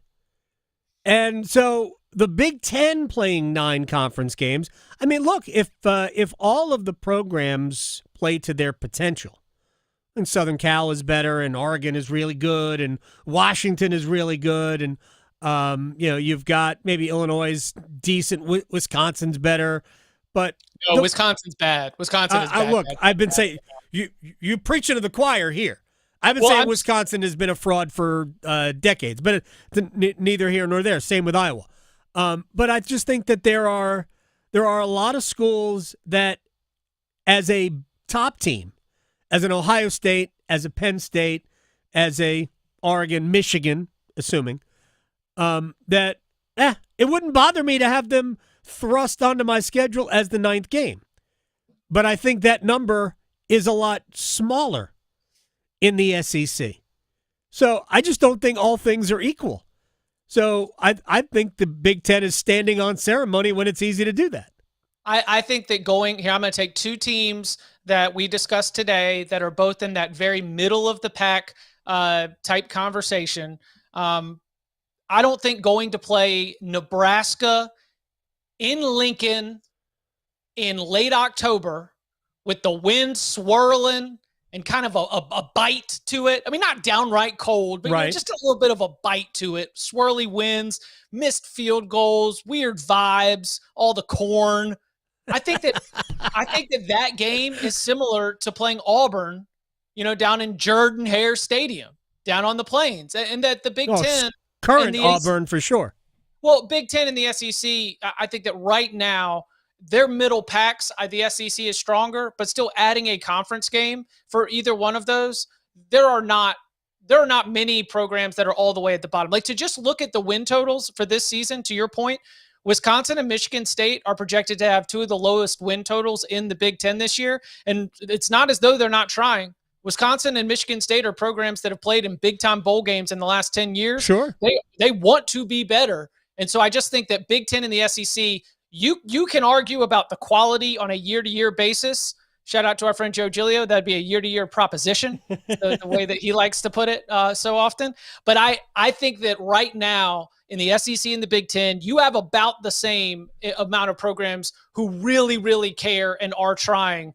And that's where, when you look at some of the other power conferences, it's tough to be able to have that same percentage from the top and bottom of your membership of how many of these universities really, really, really want to be good in football. Right. Really, really, really care and are trying is different than really, really care and are doing. But I understand your point. But there are way more programs in the Big Ten that really look like Maryland, Rutgers, Purdue. And look, Purdue, we don't have to go back that far where Purdue was good. Yep. Right? But Jeff Brom. Right. We don't have to go back that far. Northwestern has been good, but there's so few. I don't know if Northwestern's going to be good again. No, I'm just saying has been good, right? Yeah, right. They have been good. Heck, even Maryland won, 4 games one year in Big Ten play. They went 8 wins. Last year went to 4 wins, and I've actually got them pegged as maybe being able to orchestrate a little bit of a turnaround. I like the changes at offensive coordinator and defensive coordinator. Mike Loxley decided to blow it up and start over again. I like where we're at. Hey, listen, I think you're Terps. I mean, it's a bowl team, so that's 2 Why is this my Terps? Why is it my Terps? You're like them Debbie up. Yao. You brought them up. They had to be stuck to somebody. Well, no, they're on Illinois' schedule. That's why I brought them up. I'm just looking at them here. I don't care about Maryland. I went to school there. I did. I absolutely did that. Debbie will still text me. Your guys are going to be good this year. I'm like, they ain't my guys. I like that Mike Loxley is still winning recruiting battles because I do think he's a very good recruiter. They've got a player named Malik Washington, sure, who's a 4-star freshman. I don't know if I think that their UCLA transfer will start, but yeah, he saw things weren't going well, talent wasn't delivering, made changes at both coordinator positions, got guys with little NFL experience. Mm-hmm. Let's go, Coach Locks. I mean, they're playing Towson. You gotta love that, being able to. Well, actually, I don't hate that for Maryland, Loxley right? It's Mike Loxley against his alma mater. It's the regional, the regional value there. So there's an FCS opponent on a Big Ten schedule. By the way, I would like it as a basketball game. I would like it as a lacrosse game. Maryland Towson as a lacrosse game would be spicy. Look, I did a bunch of Maryland Towson baseball games when I was in college at the University of Maryland. By the way, Illinois' non-conference schedule, they play Western Illinois, they play Western Michigan, and they have a trip to Durham to take on Duke. If I weren't in some ways an apologist for Duke football, I would say maybe Brett Bielema should shut up about his play 9 games and get back to me. I would just say that. But I am an apologist for Duke football. Could they be the best football team in the 919 area code? They could be. I'm very curious to see what we get from Duke. Yeah, me too. I think that there is some truth to what Manny Diaz was able to instill. I mean, was it 5-1 in 1-score games last year? Yeah. I think, he talked about wanting to, play these tight games to win at the margins, and that fits. Like, if you want to sell me that image of Duke football, I think that's winning football. But you also wonder if we're going to see a regression. If the exact same, if the exact same team is going to go out there, and it's not the exact same team, they got some losses at the skill positions where they're going to lean on young guys more than likely. A lot of vets gone off last year's team. I know they've got some more depth on the offensive line than they did certainly at this time last year. So it's a proposition where I was going through in my offseason research, and I noticed that some of Duke's best offensive performances were in losses. I was like, oh, okay. And those really good offensive performances were, even against some good teams, some quality teams. I mean, statistically, they lit it up against Miami. And I remember they moved the ball well in that game before Cam Wardle kind of flipped the game on its head in the fourth quarter. So, yeah, I have trouble marrying those two things. We've got a team that I believe has a very, very high floor. And they have a team that really has this identity of being able to play good defense and win close games. But what does it say exactly that of your best 5 offensive performances, there's the win against Middle Tennessee and 4 losses? I don't know. And new quarterback as well. it's a fascinating team that I think I trust probably more, but the distance between their ceiling and the floor might be pretty close. Bowl team, but I don't know if I'm going to go with them as a dark horse to pop up and take down one of the big dogs on the first Saturday of December. I'm with you on that. I don't see them that for Duke, but I mean, it might not be that big a reach to be the best ACC team in the area code. Let me ask you this question about East Carolina. I saw a rumor, not even a rumor. It was sort of like. Are we buying this? Are we in? Is this? I have not vetted this. I've not done any of my own research. This is what I've read.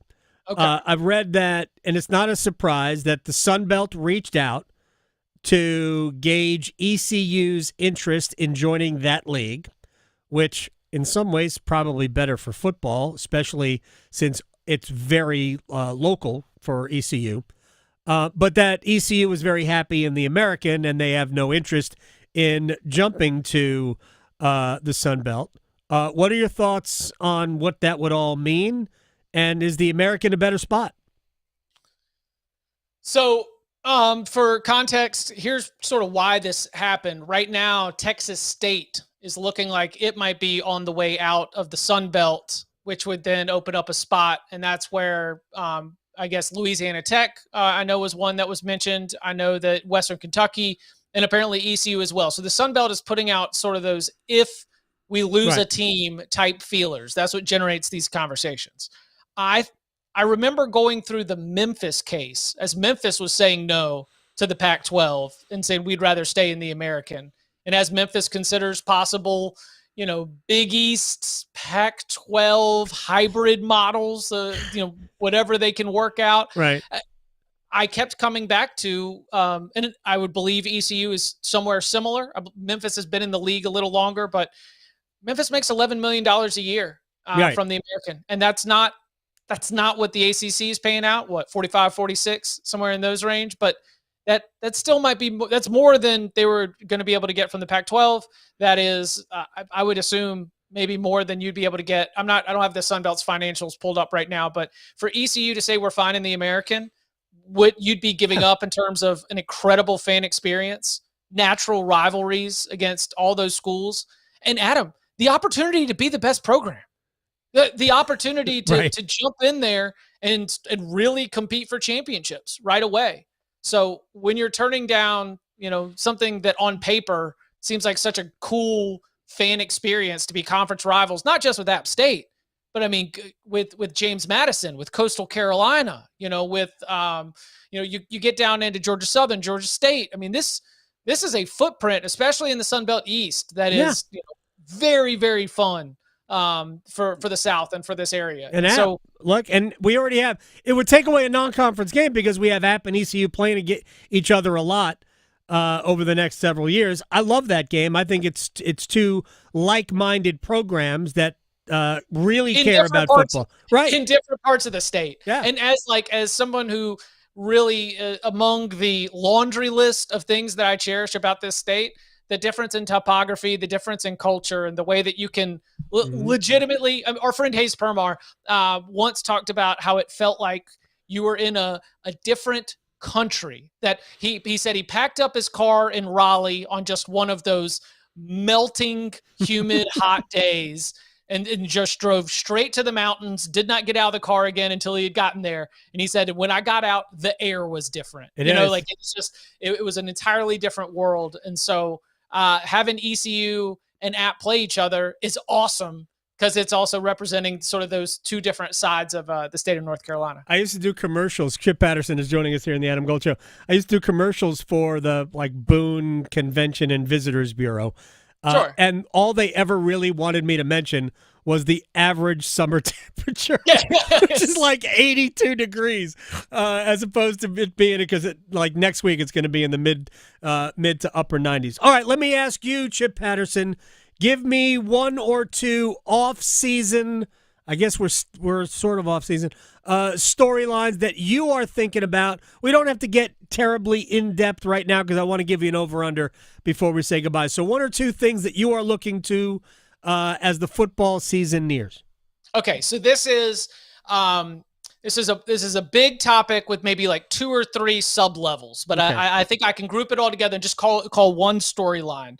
And the storyline that I'm pitching you is uncertainty among certainty. All right. So I'm going to give you a list right now. Tell me if you like this list of college football teams heading into the 2025 season. Okay. Ready? Yep. Georgia, Texas, Alabama, Ohio State, Oregon, Notre Dame. Those 6 teams seems like a really good group. Right? Yeah, it does. If I was to give you, I mean, I don't have the big brain to run the math on what fair odds would be, but if FanDuel Sportsbook, we can make every moment more. If they were putting together that 6 and giving you advantageous odds, you'd be like, I'll take those 6 as the national title crew. Sure. Right? Probably Right. be short odd. Be like plus 175. So those 6 all breaking in new full-time starting quarterbacks. Really? So we've got this crew of like, yeah, I could see them winning. Yeah, I could see them winning. Yeah, I could see them winning. All right, here's the 2 that are off to the side, and they're both fascinating. Clemson and Penn State. And Clemson's got Cade Klubnik, and Penn State's got Drew Aller. They're both 5-star prospects who at times you've been like, are they a 5-star prospect? But then at times you've been like, wow, that's a first-round NFL draft pick. I have not been on that second part, but that's fine. But I mean, listen, this is sort of the uncertainty among the certainty. If you give me those 8 teams, I'm like, your national champion is probably in that group. But among that top tier, 6 out of the 8 are breaking in brand new starting quarterbacks, and the only 2 that are left over, I'm not sure anybody trusts. So yeah, it is that uncertainty in general at the most important position of the field with a crew that you can feel pretty certain represent a good portion of the playoff and title contenders. No question about it. All right, final thing for Chip Patterson, CBSSports.com, Cover 3 podcast moderator. Are you going to give me 1.5? Is that what you're going to give me? No, I'm going to give you. No, I'm not going to give you 1.5. I'm going to give you 1.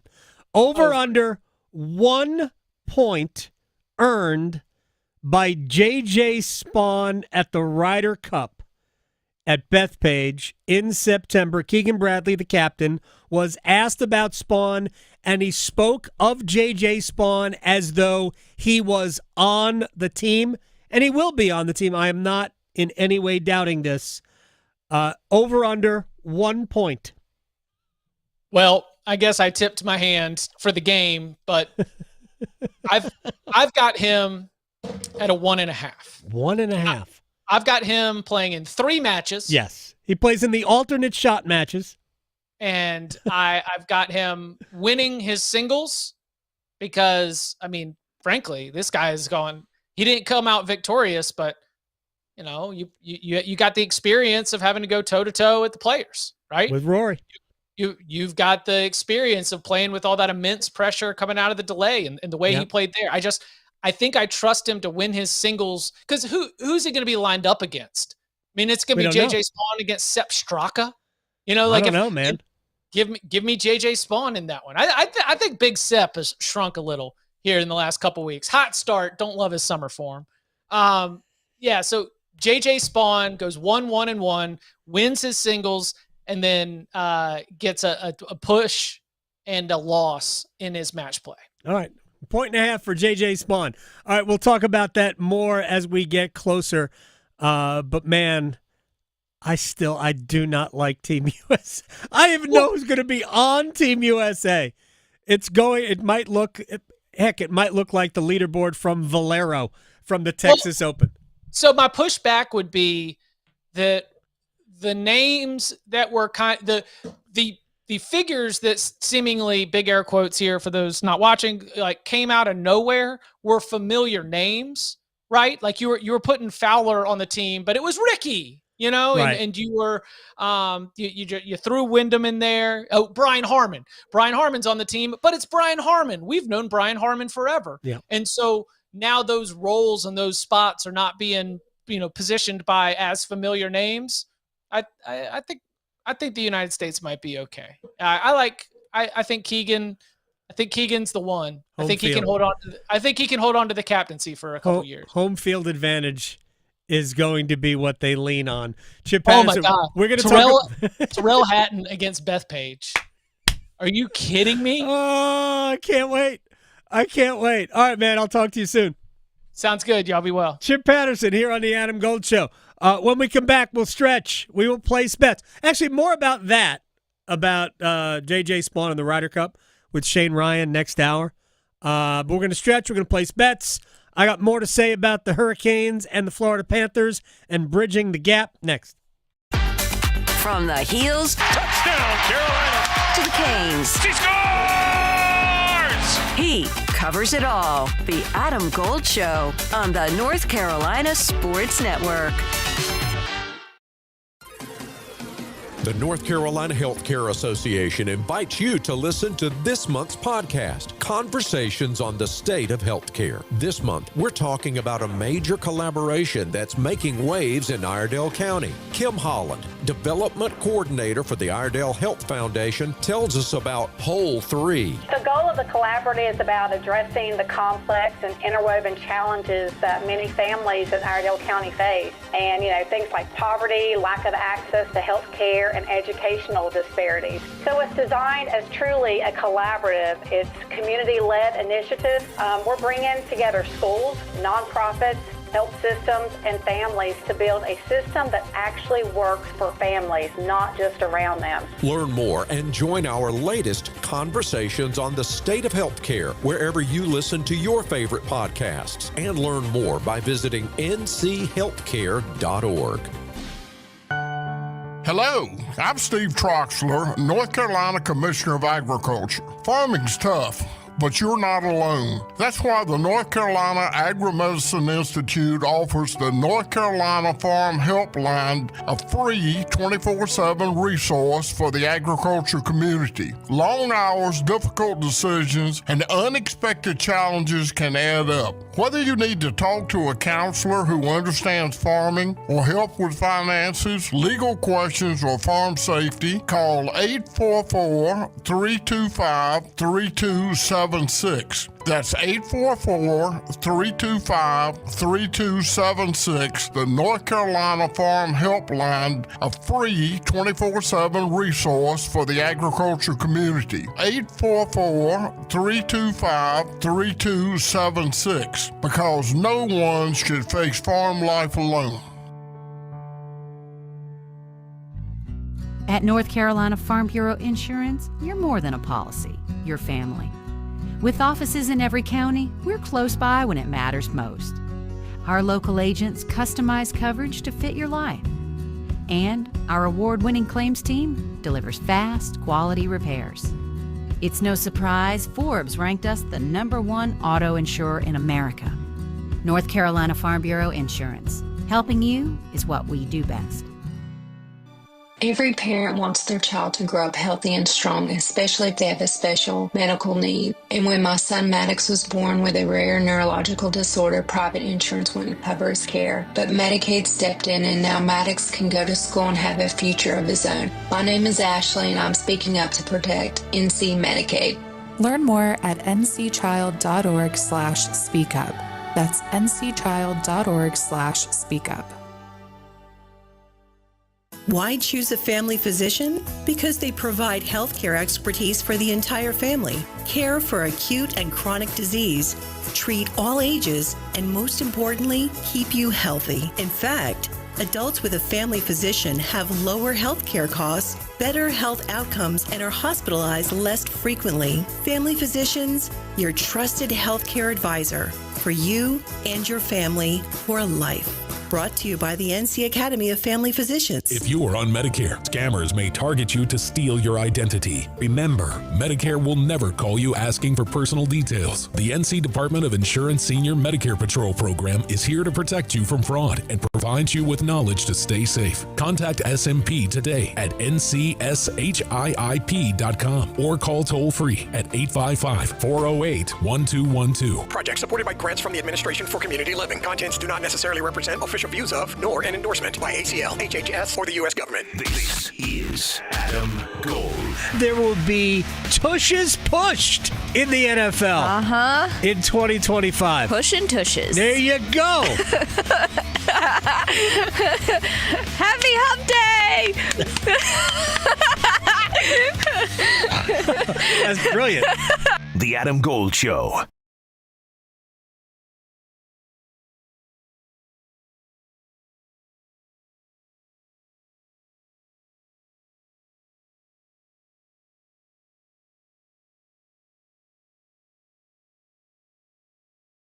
It's the Adam Gold Show. I'm Adam Gold. It appears that the Tampa Bay Rays might be about to be bought, sold, otherwise. A $1.8 billion offer from, I don't know, a big swinging billionaire from Jacksonville, Florida. Apparently is attempting to buy the Rays. We all know that they have had trouble finding a place to play. They're not playing in Tropicana Field this year. They're playing at the Yankees spring training home, the Single A complex. The Rays are playing at George M. Steinbrenner Field. Exactly. Yeah, about that. So we have two major league teams this year playing in minor league stadiums. The Rays, because the roof of Tropicana Field blew off, and the A's because their lease. The lease ended in Oakland. Yep. They're moving to Vegas eventually. We're like 3 years away from that. Yeah. And they couldn't go back to Oakland, so they're in Sacramento playing at a minor league ballpark in front of like nobody. The A's haven't been, I don't believe the A's have been terrible either. A's have actually been fairly good. Rays also have been, pretty good this year. I don't know what it means for the Rays long term. If a guy in Jacksonville buys it, does he try to move the Rays to Jacksonville? Or does he leave them in Tampa and continue to try to battle it out with city council and whatnot for taxpayer help in building a boutique baseball stadium in downtown Tampa, which they thought they had, and I don't believe they do. We have a lot of that going on. By the way, the governor of Missouri has gotten bipartisan support on public help for the Royals and the Chiefs to get new digs in Kansas City, Missouri. They could have gotten a sweetheart deal in Kansas City, Kansas, which you could still be called Kansas City, but looks like they're going to stay in Missouri. I am fundamentally opposed, by the way, to taxpayer help other than the infrastructure. I'm all about the infrastructure, roads, things like that, making everything flow better. I'm all about that, but ultimately, if you are reaping the benefits of your stadium, then yeah, you got plenty of money. You do it. What are you worried about? It bothered me that David Tepper shook down the city of Charlotte for upgrades to Bank of America Stadium. Yeah. Bothered me about that. Yeah. And believe me, most people haven't forgotten that he cut and run on Rock Hill. Yeah. Right? Most people haven't forgotten that. Definitely people in South Carolina have not. So, look, we shouldn't be helping billionaires. No. We should not be doing that. Anyway, that's a statement that really isn't about sports. All right, let's stretch.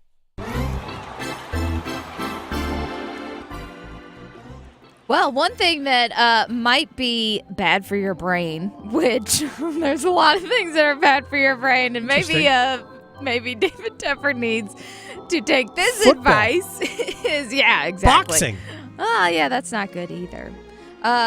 But there was a new study that found working too many hours can actually have a negative effect on the structure of your brain. What? So they scanned 110 healthcare workers' brains and split them into two categories, not their brains, the people. And they put one category in the overworked and the other category was not overworked. And they defined overworked as 52 plus hours a week. So 52 or more hours, the other was less. So they said that there were significant changes in parts of your brain associated with executive function and emotional regulation, basically meaning mood swings. So if you're cranky or you get emotional, decision-making skills, all of that gets wonky when you've been working 52 plus hours. It also may affect your memory and your attention span. So What? Yeah, exactly. What do you say? So if you come home and your spouse just worked, a bajillion hour work day, that could be why. Maybe just buy a pizza and give them some time. So they haven't looked at the long-term effects, but they suspect that being overworked for years might be a bad thing on your brain. So make sure to take those weekends and vacation days, because we don't want you to hurt the structure of your brain. So there's that. Something that might help your brain, I know helps me every time, is when I place a good bet. Place your bets. Here we are. I bet you slice into the woods $100. Gambling is illegal at Bushwood, sir, and I never slide. Okay, you can owe me. I owe you nothing. Florida, minus a goal and a half, under 6.5, hit. Oh, there you go. Braves, under 8.5, did not. Braves won. It went over 8.5. Actually went to 9. Oh. Braves won in extras. Mets blew a lead. All right, you go first. All right, Cubbies. My Cubs won yesterday. Had me worried, but let's do it again. They're at home. So PCA hit like 10 home runs. Give me the Cubs to win, and I'm going to go over 8. I don't like when they don't do the halvesies. Over 8 plus 185. All right, we're going to start with a Stanley Cup future for next year. Whoa. Yeah, here we go. The Toronto Maple Leafs are plus 2,400. Wow. To win the Stanley Cup. Wow. Give me that. That's it? Give me that. Wow, maybe McDavid needs to go there, and then they really might. So next up, Phillies are in Miami still. Give me the Phillies to win, and I'm going to take the over with that one as well. That's plus 155. All right, we've got Club World Cup action coming up later today. Real Madrid versus Al Hilal from the Saudi Pro League. Trent Alexander-Arnold, anytime goal scorer, plus 650. You never walk alone, Trent. I am not one of those Liverpool fans mad at you for leaving the club and going to Real. I'm okay with it. Go get him, kiddo, plus 650. Wall of Sound is next.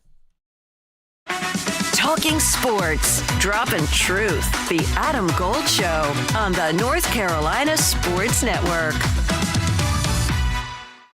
Hey, it's Adam Gold from my friends at FanDuel, America's #1 sports book and the best place to find all of your favorite player props for the NBA Finals. And Game 6 is tomorrow, so maybe a little extra preparation. We don't even know if Tyrese Halliburton's going to play. Got that calf strain. But go over on all things TJ McConnell since he was their best player, except for minutes, because Rick Carlisle probably won't play him in the fourth quarter. FanDuel.com/Adam Gold, FanDuel.com/Adam Gold, and we'll get new customers started with $200 in bonus bets if your first $5 bet wins. FanDuel, official sports betting partner of the NBA. 21 and over and present in North Carolina. First online real money wager only. $5 first deposit required. Bonuses issued as non-withdrawable bonus bets, which expire 7 days after receipt. Restrictions apply. See terms at sportsbook.fanduel.com. Gambling problem? Call 877-718-5543 or visit morethanagame.nc.gov. Hey, it's Victoria with 99.9 The Fan. It's Men's Health Month, and WakeMed Heart and Vascular would like to remind you that stress and anger can have negative effect on your body,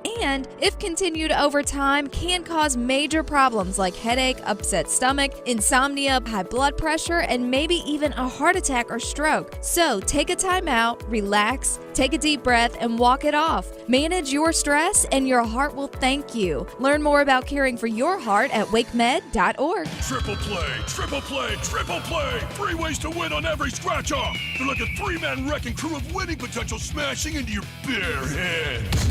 Triple threats of cold, hard cash. Prizes up to $1 million. 3 times the play, 3 times the thrills, and 3 ways to win.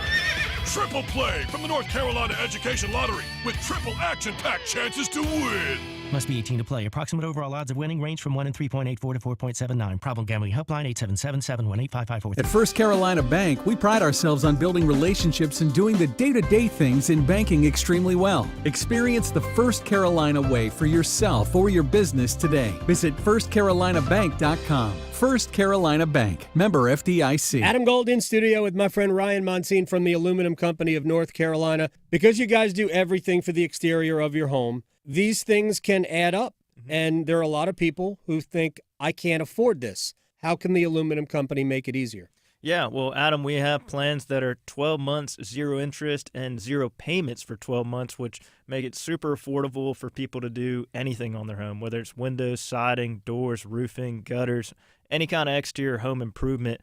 The Aluminum Company has financing plans that can fit in your budget and make it easy. So wait a second. I can get everything done, no interest, and no payments for 12 months? Yeah, and you get a lifetime warranty once the project's done. I get a lifetime warranty once the project is done? Yes, sir. What about my down payment? No down payment, no What? deposit. No down payment, no deposit. No payment until the project's done. No payment till the project's done. Exactly. Where do I sign up? Aluminum Company of North Carolina, aluminumcompany.com. Are you annoyingly inattentive? Do you watch a movie and then ask a zillion questions because you weren't paying attention? Do people ask, how do you sleep at night? Then you should get a mattress from Mattress Firm. They can help anyone sleep. Mattress Firm's July 4th sale is on now. Get a king bed for a queen price and save up to $700. Plus, get a free adjustable base with select Sealy mattresses. Get matched at Mattress Firm. Sleep at night. Restrictions apply. See store or website for details. I'm attorney Brian Ritchie. Getting hurt in a car wreck comes with all kinds of stress and frustration. But when you call me, I'll be on top of all of it. So all you need to worry about is getting better. If you've been injured in a car wreck, I'm on top of it. Contact us at ritchielaw.com. Broadcasting live from the Lenovo Studios. WCMC HD1 Holly Springs. 99.9 The Fan. The Triangle Sports Leader. But mental reset is super important when you have those awful starts like J.J. Spawn did. And then you want guys, there are a bunch of guys who I'm sure wanted to continue who were playing just fine. And then after the delay, they went back out on the course, they just fell apart. J.J. Spawn persevered through it. His shot on 17 was obviously fantastic. One of the best 3 or 4 of the day, I think they said. Yeah. And then pipes it on 18, hits it on the green, and then obviously that miracle putt to win.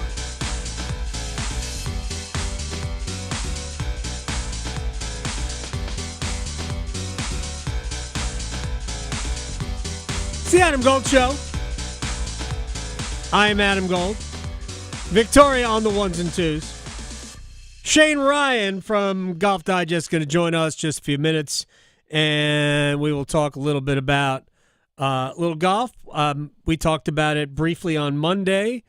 A little disturbed at a Rory McIlroy Saturday interview in which Rory basically intimated that he didn't really care whether or not he made the cut. But we'll talk about that with Shane Ryan. We'll talk a little Ryder Cup with Shane Ryan because I'm interested. And you know what I always say? If I'm interested, I'll make you interested. All right, a lot of things to do before we get to there. It is time for the Wall of Sound. The Wall of Sound is a function of this studio. There's no doubt about it. All right, Paul Maurice. Man, this is, to me, the soundbite of the day. Paul Maurice, who, in the middle of the 21-22 season, I believe. 21-22 season. He resigned as the head coach of the Winnipeg Jets. They were good. And he was like, no, I'm not, though. Right. So I don't believe I can take them where they want to go. And in the offseason, he became the head coach of the Florida Panthers. The rest is history. I had 4 of the best fishing days of my life in June. And then on June 4th, my phone rings, and it's a number I don't know, so I don't answer it. Why would I? And then I get this really profane text from Trip Tracy, I believe, answer your phone, with other words mixed in, and it was Bill Zito. So from that day to today, this is going to sound crazy. It's actually not the Stanley Cups. Careful what I say. Watching these guys interact with each other, that's been the gift to this place. That's been the best thing for me. We become, when you're burnt out, you are exhausted, cynical, and you believe you're not effective. Those are the three components to it, and that cynicism is real. It was somewhat life-altering this year to watch the way they treat each other and to realize I could treat them the same way. He's done a great job with that team. I'm still a fan of Paul Maurice. I am not a fan of the Florida Panthers, but I have incredible respect for the way they play. It is, in many respects, old school hockey, but it's still effective when done correctly. And by the way, yesterday, no shenanigans, just flat out class in terms of how they went about their business. That was a clinical performance. All right, let's hear from Connor McDavid in another loss. Nobody quit. Nobody threw the towel in. They're a heck of a team. You know, the Stanley Cup champions back-to-back for a reason. What's the difference in the series? I mean, obviously their forecheck was great. They tilted the rink. They were able to kind of stay on top of us all over the place. Never really able to generate any momentum up the ice. You know, we kept trying the same thing over and over again, just banging our heads against the wall. So credit to them. They played well. Greg, look, there's a lot of questions about this is a difficult offseason for Connor McDavid. Last year, he erroneously received the Conn Smythe Award in a loss. I'll fight every single day on this. I know that the Conn Smythe is a playoff-long award. I know it. But if you don't win, you can't be the MVP of the playoffs. Just can't. The whole point is to win, right? I was shocked that McDavid did not get more support. I kid because he didn't have a great series. No, it wasn't great. Leon Draisaitl was the best player for Edmonton, but frankly, nobody for Edmonton should have gotten votes for the Conn Smythe. Nobody. Bennett won, Marchand was 2. They basically had all of the first and second place votes. Third was a smattering of Bobrovsky, and Forsling. I think those are the only 2. Barkov would have been a way better vote than Leon Draisaitl. Anyway, Bennett, Aaron Ekblad, Brad Marchand, all unrestricted free agents for Florida. GM Bill Zito was asked by TSN, could you bring all 3 back? I think we can bring them all back. Really? Yeah. With sizable hometown discounts? Let's just leave it at that.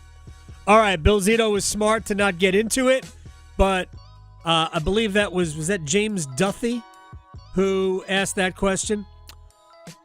They would have to be sizable hometown discounts. So you could bring back all 3, but even if you brought back all 3, the Panthers would still need to sign roughly 3 to 4 more players to use in the NHL. Because that would only bring you to a roster of 19. You still need a second goalie, and you probably need an extra forward and an extra defenseman. So even if you needed just 3 more players to get to 22, they only have $19 million to work with. You would have to get Ekblad and Bennett both on super friendly deals, which would be in the neighborhood of let's just say 7 each. And then you would need Marchand to take a super friendly deal, but I don't think you can do all of it. So, no, you're not going to be able to do Ekblad and Bennett and Marchand. But they can do the first 2, and I think they will do the first 2. Did anybody catch what happened with the Indiana Fever and Connecticut Sun last night? Oh, I did. So I saw this as well. I saw it virally. I was not watching the game. We were locked into the Stanley Cup Finals last night. But Caitlin Clark got roughed up a bit. Which, yeah. Hey, look, I'm not even complaining about that. I don't understand how she received the only technical foul. I don't get that. But anyway, here is the head coach of the Indiana Fever, Stephanie White, on the referees. There wasn't an explanation for the tech that she got. I think it was pretty obvious that stuff was brewing, right? When the officials don't get control of the ball game, when they allow that stuff to happen, and it's been happening all season long. All season long. It's not just this game. It's been happening all season long. This is what happens, right? This is what happens. You've got competitive women who are the best in the world at what they do, right? And when you allow them to play physical and you allow these things to happen, they're going to compete. And they're going to have their teammates' backs. It's exactly what you expect, right, out of fierce competition. So I started talking to the officials in the first quarter, and we knew this was going to happen. You could tell it was going to happen. So they got to get control of it. They got to be better. They got to be better. 100% agree. There's been a lot of discussion about, well, they're targeting Caitlin Clark. They might be. I'm not arguing that. Yeah. And they did it last year, and they're in many ways doing it again. Mm-hmm. And some of that is the Fever. They have to respond to it. Referees do need to control it. Yeah, good on Sophie Cunningham. She was the one who retaliated in the last 40 seconds of the game. So, but it was against J.C. Sheldon who started the whole thing. Mm-hmm. Sheldon, for anyone who doesn't know, Sheldon scratched her face, and then Urlacher or something came in and shoved her, and that's what caused her to fall. And so then Cunningham was retaliated. like a body check. I know. So what are we doing? Here's what I want people to do, because people are losing their minds. Yes. Stop treating Caitlin Clark like a little flower. Stop treating her like a flower. She's an athlete. And pretend, if you will, that this was a men's game.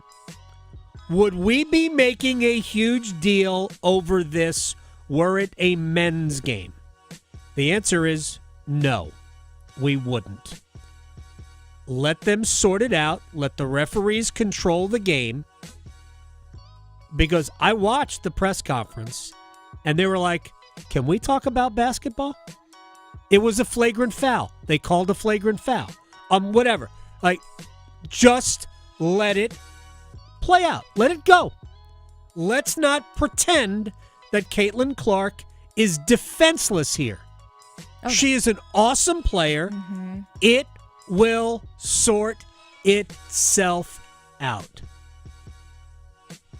Is there an element of jealousy? Of course there's an element of jealousy. Yeah. Oh, absolutely. Of course there is. She's there the best player out there was last year. Yes, she has taken her game to a new place. Yes.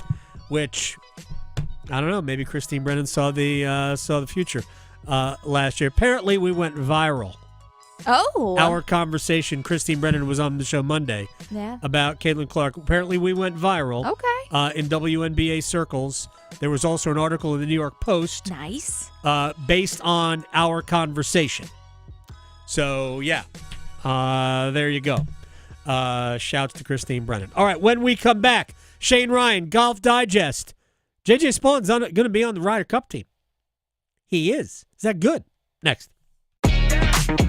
Making more sports sense than social media trolls. The Adam Gold Show on the North Carolina Sports Network. Listen every afternoon for The Drive with Tim Donnelly. Every offseason, I tell myself, don't fall for it. Don't get excited by minicamp highlights. And then you see one grainy clip from the sideline of Bryce Young throwing a deep ball to Teteroa McMillan, and I fall for the trap every time. Teteroa McMillan, Rookie of the Year, 10 touchdowns, book it. The Drive with Tim Donnelly, 3 to 6 on 99.9 The Fan. So, if you're a hockey fan, then you know we ended the Stanley Cup Finals last night with the Panthers getting a win again, but we're only just getting started with the riding season. I'm Victoria Vodnecker here from 99.9 The Fan for Law Tigers, and like I mentioned, this is prime time for uncovering that bike and taking your next adventure. But that means there's also plenty more vehicles on the road too, which unfortunately also brings distracted drivers. And it's always important to stay aware, but if an accident happens on your motorcycle that wasn't your fault, make sure to call my friends at Law Tigers first before calling your insurance company. At Law Tigers, they are just like us. They're riders too, and they understand the value of your bike and your gear and what the investment means to you. The insurance company just wants to pay you the least amount possible. So at Law Tigers, case evaluations are always free, and you're not going to pay a dime until your case is settled. Call 1-800-LAW-TIGERS, North Carolina's motorcycle lawyers. Law Tigers is a network of independent law firms who are members of the American Association of Motorcycle Injury Lawyers. Law Tigers is not a law firm. It's bow time. Yep, it's eating time again. Now you could unload groceries, chop, dice, mince, preheat, heat, slap around the smoke detector, and then celebrate with a big old pile of dishes. But if you're tired of cooking, or tired of sorta cooking, it's time to feed the whole family with Bojangles Fried Chicken Family Meal. With Bojangles' famous chicken, fixins, biscuits, and tea, you can forget the cookbook and spend some well-earned quality time with a delicious dinner from Bojangles. It's bow time. There's no time like bow time. Time to stop whatever you're doing for some of that bodacious Bojangles flavor. Satisfy your craving for flavor and your passion for boneless chicken with Bojangles 4-piece Supremes Dinner. 4 perfectly seasoned Cajun fried whole breast tenderloin fillets, choice of fixin', a made-from-scratch buttermilk biscuit, and Bojangles legendary iced tea. When you're hungry for flavor and value, it's bow time. Out on credit cards, struggling with high interest debt? You can pay it all off in days with Loan Pronto's Rapid Equity Loan. Hey, it's Dennis Cox. Get cash out now without touching your low rate first mortgage. No appraisals, no waiting, no BS. The Rapid Equity Loan program at Loan Pronto is amazing. One Loan Pronto client just got $300,000 approved in under 24 hours. They paid off debt, renovated the kitchen, and cut their monthly expenses by $1,800. That's a huge turnaround. Loan Pronto, instant approvals, low rates, no hard credit pull up front. Listen, your home equity is yours. Use it. Get cash to consolidate your debt down to one easy low monthly payment. Call Loan Pronto now for a free instant appraisal for your home and see how much cash you can get today. Loan Pronto is A+ rated by the BBB and have nearly 2,500 5-star Google reviews. Their service is off the charts. Call now to start the conversation. 919-381-1760, loanpronto.com. 919-381-1760. Get debt relief now. Loanpronto.com. Equal housing lender. NMLS 166171 on approved credit. NMLSconsumeraccess.org. Prescriptions require an online consultation with a healthcare provider who will determine if appropriate. Restrictions apply. See website for details and important safety information. Price varies based on product and subscription plan. Hey guys, let's talk ED because millions of men experience it. But not everyone can access or afford treatments like Viagra. Hims can help. Through Hims.com, you can access a full range of treatment options for ED through a 100% online process. To start your free online visit and save up to 95%, go to Hims.com/joy. HIMS.com/JOY. This is Adam Gold. While I'm watching Colombia, Uruguay, not only the end of that match, but the fight in the stands after it. Yeah. Whoa. Heard it got spicy. That was the most excited fans we have seen in 5 years at Bank of America Stadium. Man, look at all the happy people at Bank of America. Just took the other kind of football. Yeah, there you go. More of that. The Adam Gold Show. It's the Adam Gold Show. I am Adam Gold. Victoria's on the ones and twos. Announcement yesterday. Jay Monahan, the commissioner of the PGA Tour, is going to step aside from that role. And I thought, I wonder how much of this was kind of in the works ever since he sort of blindsided his constituents by secretly negotiating a deal, which still has not really happened, with the Public Investment Fund. And I thought, I know somebody who would have interest in this, plus talking about the fact that J.J. Spawn's going to be on the Ryder Cup team. Shane Ryan, Golf Digest, also the author of The Cup They Couldn't Lose, about the Ryder Cup at Whistling Straits, at Shane Ryan here on Twitter. Sir, how are you? I'm doing quite well, Adam, and I hope you are too. I am. I also want to ask you about something about Rory McIlroy I heard over the weekend that was a little disturbing from him, not about him, but from him, that I thought you would be able to dig in on. But what do you make of Shane Monahan, the commissioner of the PGA Tour, basically saying my run here is over after, I guess, at the end of 26? Yeah, end of 26, he's going to step down. I think the minute he had a nervous breakdown and had to take time away, I think considering that, he's done pretty well. You know what I mean? It's been an interesting run for him. You know, he took over for Tim Fincham at a time when it looked like, okay, they've got a new TV deal coming. Yeah. Everything seems fine. It seems like he's going to be one of these caretaker commissioners who has a brilliant 10-year run or whatever, and then he goes off into the sunset. And then, of course, Liv came, and everything became terrible. But there's a couple ways to look at the Monahan tenure. There's some big mistakes. There are things that look like mistakes. But then you go, well, you know what? The prices keep going up. He brought in this outside funding. He somehow managed to hold off an organization with unlimited money and didn't lose the PGA Tour completely, despite the fact that, there's not a ton of altruistic people on the PGA Tour as players. So, and now, look, they just signed a new deal with Pebble Beach and AT&T that's going for, many years and making more money. In some ways, if his job is, I'm sure there's a lot of players who are mad at him at various points, but if his job is to make them more money, he certainly did that. So I think he could have done a lot worse considering the hand he was dealt. Well, I certainly agree with that. I just wonder if when they in the dark of the night. Now, what are we talking about? 2 years ago now, when they announced, we're pretty much coming up on the anniversary of that, aren't we? 2 years ago, when they announced a deal between the PGA Tour and the Public Investment Fund, which has not happened, by the way. They just announced the framework of a deal, and it really surprised everybody and went back on everything that he had been saying for the last year or so. If that ultimately, sealed his fate. Yeah, I still think he's leaving on his own terms. I really do. I think he could have stayed on as commissioner if he had wanted. They were always going to bring on the new CEO, and probably you're right that to some extent that fostered a little bit of bad will. I think the lesson, with Monahan and that is that you have to be careful what you say in the heat of battle early on when there's a possibility things may change, right? So the stuff like the worst part of his tenure is the 9/11 comments where he, purported to be this big, supporter of the 9/11 rights and all this kind of stuff, and the people who suffered from that, and he used that against the Saudis, which you think, okay, that's all fair, but then, when the reality is that eventually you may have to work with these people and go back on everything you say, you're going to look like a huge hypocrite. And so, that I think that from a PR angle, that's one lesson of be careful what you say when it's not what you really mean, right? If it's not a value you actually hold dear, don't say it is, because the day will come when you kind of look like an idiot and people get mad at you.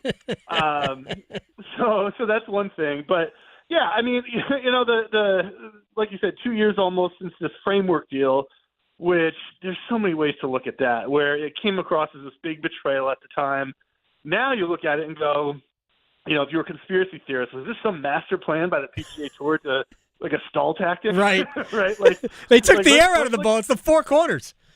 Yeah, let's stall a little bit. Maybe they won't steal any of our players for a little while, and nobody's watching their thing, and maybe they'll lose the will to keep fighting eventually. And look, they still did go after people. They got John Rahm and everything, but I don't know. You look at Liv.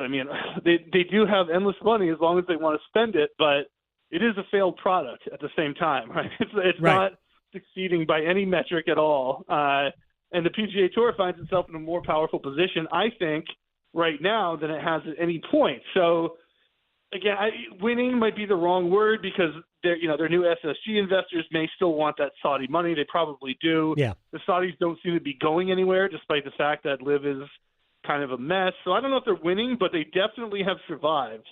So there's something to be said for that, I guess. Let me ask you real quick. The two things about Liv, and it's been a minute since I have talked about that tour and whatnot. John Rahm downplayed his 20 top 10s and 21 career Liv starts by saying, look, I'm a realist. Those things don't have as much value. Fields are smaller. He didn't mention just 54 holes, but fields are smaller, blah, blah, blah. So you've got that, which clearly undercuts the level of competition on that tour. Great players, but it's just a few of the, some of the players are great. There's a lot of rank and file there, which makes it easier to get top 10. And what if Bryson DeChambeau doesn't want to re-up his contract? Yeah, I think it's he and Brooks, right, are up at the end of this year. My impression from Bryson is that he probably will, and he seems to be positioning himself to get more money from them. I think he has quotes like, I know my value, and I look forward to the negotiations, et cetera, et cetera. But I think he likes being there. I think he likes kind of being away from the limelight, except for 4 times a year. It lets him kind of control his message. Right. It lets him, have YouTube be the main avenue by which people see him, which has been good for him because, you remember Adam. I mean, he was essentially being bullied when he was on the PGA Tour the last time. By Brooks. And not having a good time. Koepka seems to be a different beast to me, where I think, I can't guarantee anything, but I would guess that he is probably more likely to not re-up with Liv. Right from the very beginning. I mean, when he won the PGA Championship, he was the first Liv guy to win a major, and he didn't really want to talk about it. Right. He didn't really want to mention Liv, where I think any other player on that tour would have, followed the marching orders and sung the praises and everything like that. So, yeah, maybe he comes back. Maybe Bryson doesn't. Who knows what Liv looks like. Rahm is signed to whenever he's signed to 2029 or something crazy. So, look, there's a lot going on. Yeah, but I think it would be really interesting, even if it was just Koepka, if someone didn't go back, because that would be a first, where someone came back to the PGA Tour. And, of course, the PGA Tour would have to figure out, what kind of penalty do we impose? How do we make it so that people don't think, well, yeah, go take your Liv money, and then the minute you want to come back, you can, because they can't have that for obvious reasons. So, yeah, it's going to be it could be a really, really interesting offseason this year. If I'm Jay Monahan, I'm calling Bryson DeChambeau. I'll make it so that you can come back if you want to come back. But maybe Jay Monahan doesn't have that strength. And maybe, I think you're probably right, by the way, that Bryson likes just kind of operating sort of under the in anonymity, because Liv doesn't get eyeballs. And he can play the 4 majors, and he's he's a sensation when he comes back. And maybe there would be kind of public oversaturation of DeChambeau were he to come back to the PGA Tour. Do you ever see a reconciliation between these two tours? It's hard to say. I think we've gone through 2 years of hearing, it's a month away, right? It's a month away. Yeah. These guys are really close to signing, all this kind of stuff constantly. And 2 years later, they seem to be farther apart than ever. So I don't know. Maybe the new guy coming in makes a difference. Maybe it makes a difference one way or the other. We don't know which way. You can tell I'm sort of have no clue. And I would guess, gun to head, I think it's just the momentum is completely against it. I think you've got PGA Tour thinking they've got a little bit of power now in Swagger, and that they've survived the worst of it. And on the Liv side, they seem pretty stubborn. They want to keep their team golf. They're not used to losing. This is not kind of a thing. They're not used to conceding. They have all kinds of money. So, yeah, I don't think I see either side giving in, especially in the near future. It has not been good competitively for the likes of Cam Smith, Joaquin Niemann, when it comes to major championships. Dustin Johnson has completely lost the plot when it comes to his competitive career. Shane Ryan is joining us here on the Adam Gold Show. Real quick about Rory before I ask you about how many points J.J. Spaun is going to earn at the Ryder Cup. But McIlroy on Saturday was asked about his form in the round on Friday, where he was 2 under par over the last 15 holes to make the cut. And he responded, after criticizing the media, he responded with, well, it's easier to play when you don't care whether or not you make the cut. Yeah. I thought that was the money line from that media session, not that he was frustrated with the media. He ain't the first player to be frustrated with the media. What was your takeaway from that 4.5 minutes? Yeah, I think the takeaway is something that was a little bit obvious already, which is that he's completely lost the fire, right? After winning the Masters. I mean, I was one of the people, and I think in hindsight it looks pretty foolish, but I was one who fell for this thinking, okay, now that the guy has overcome this drought and he's got the career slam, he's going to just off to the races. He's got no pressure on him. He's going to win everything in sight. He's going to be great. I was with you. But the truth is, when you look back on it, you go, this guy just spent a decade trying to win majors and having his heart broken over and over. When he won the Masters, he did everything he could to give it away. He's lucky Scottie Scheffler wasn't about 2 weeks, in better form, right, recovering from his injury. Otherwise, he wouldn't have won the Masters either. But I mean, he made these huge mistakes, and then he made some great shots too, and it was dramatic, and he won. But the amount of stress, and I got to thinking, it's a little bit like climbing Mount Everest or something, where if you work for everything and you do that, and it takes everything out of you, you probably get down and go, well, that's the last time I ever do that. I don't want to do that anymore. And so, look, Rory may get the form back next year or something like that, but I think right now he's very much everything in his life was geared toward this. I'm not so sure he likes golf that much anymore. I think everything was geared toward accomplishing this goal, and when he accomplished it, I think there was a vacuum there that he didn't anticipate on the other side, where I think that can happen to a lot of people. You accomplish everything you've dreamed of, and the next day you wake up and go, this is it, right? This is all it is. And now, a lot of that is mind reading because he's not really talking that much. But based on how angry he seems and petulant and kind of whiny and all that stuff, it is, I think, a logical conclusion to go. I don't know if this is hitting him the way he thought it would hit when he gets this this great career achievement. No, not to mention the fact that Boston Common missed the playoffs in that indoor golf league. Final thing for Shane Ryan, author of The Cup They Couldn't Lose, at Shane Ryan here on Twitter. So J.J. Spawn right now is third Ryder Cup standings for the United States.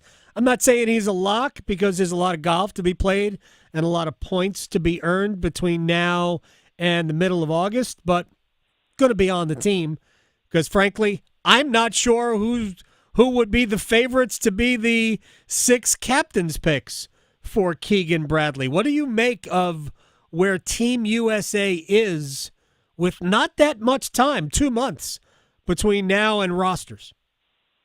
Yeah, and I would just slightly disagree with you. I think Spawn probably is a lock by the points. I don't know if he's officially clinched, but I think it's one of those deals where, you get so many points for winning a major. I think it would be really tough for him not to make the top 6. But I think, Adam, we've talked about this before. I think the Ryder Cup right now comes down to who's at home, and whoever's at home, as long as they have some decent players, they're probably going to win.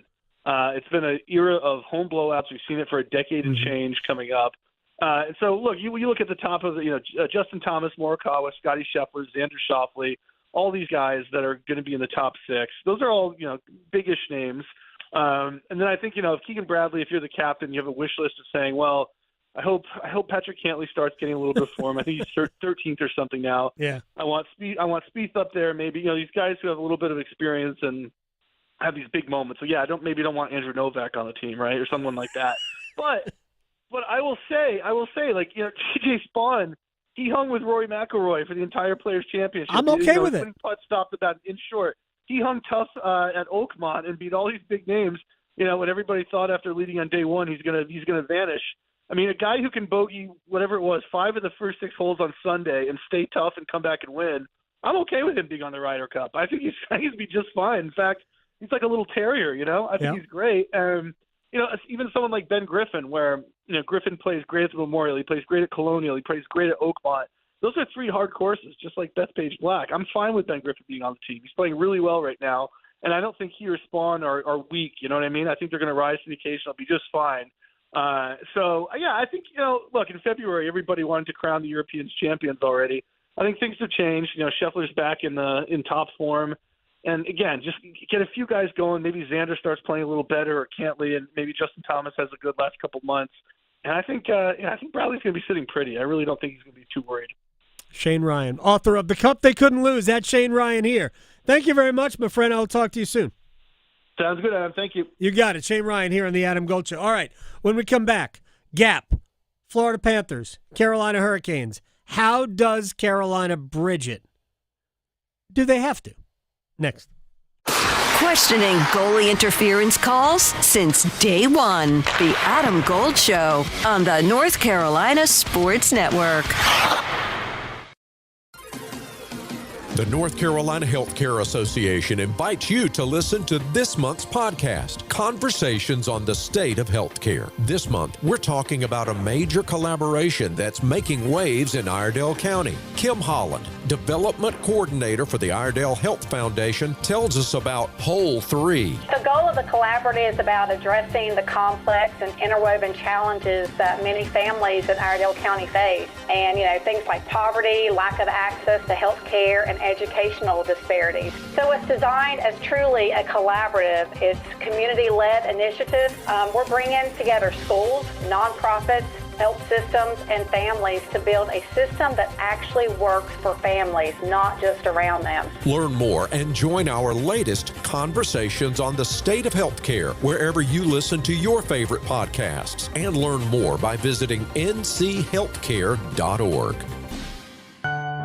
Hello, I'm Steve Troxler, North Carolina Commissioner of Agriculture. Farming's tough, but you're not alone. That's why the North Carolina Agri-Medicine Institute offers the North Carolina Farm Helpline, a free 24/7 resource for the agriculture community. Long hours, difficult decisions, and unexpected challenges can add up. Whether you need to talk to a counselor who understands farming or help with finances, legal questions, or farm safety, call 844-325-3276. That's 844-325-3276, the North Carolina Farm Helpline, a free 24/7 resource for the agriculture community. 844-325-3276, because no one should face farm life alone. Hey, it's Adam Gold from our friends at FanDuel, America's #1 sports book, and that's the place to find all your favorite player props for the NBA Finals, which are ongoing. Benedict Mathurin, who saw 27 points coming off the bench in Game 3? Well, maybe if you were paying attention to the FanDuel app, you'd see it. Everything's right there. Plus, new customers, $200 in bonus bets if your first $5 bet wins. FanDuel.com/AGS. FanDuel.com/AGS. Join today, enjoy the playoffs while they last, and make every moment more with FanDuel, official sports betting partner of the NBA. 21 and over and present in North Carolina. First online real money wager only. $5 first deposit required. Bonuses issued as non-withdrawable bonus bets, which expire 7 days after receipt. Restrictions apply. See terms at sportsbook.fanduel.com. Gambling problem? Call 877-718-5543 or visit morethanagame.nc.gov. Every parent wants their child to grow up healthy and strong, especially if they have a special medical need. And when my son Maddox was born with a rare neurological disorder, private insurance wouldn't cover his care. But Medicaid stepped in, and now Maddox can go to school and have a future of his own. My name is Ashley, and I'm speaking up to protect NC Medicaid. Learn more at ncchild.org/speakup. That's ncchild.org/speakup. Why choose a family physician? Because they provide healthcare expertise for the entire family, care for acute and chronic disease, treat all ages, and most importantly, keep you healthy. In fact, adults with a family physician have lower healthcare costs, better health outcomes, and are hospitalized less frequently. Family physicians, your trusted healthcare advisor for you and your family for life. Brought to you by the NC Academy of Family Physicians. This is Adam Gold. And I did have to use two screens at one point, or a couple of points, and I don't like it. I can't watch two games at the same time. There's a lot going on. I'm sorry. I'm incapable of doing that. Because there were times where, I forgot this other game was on in front of me. Yeah. The Adam Gold Show.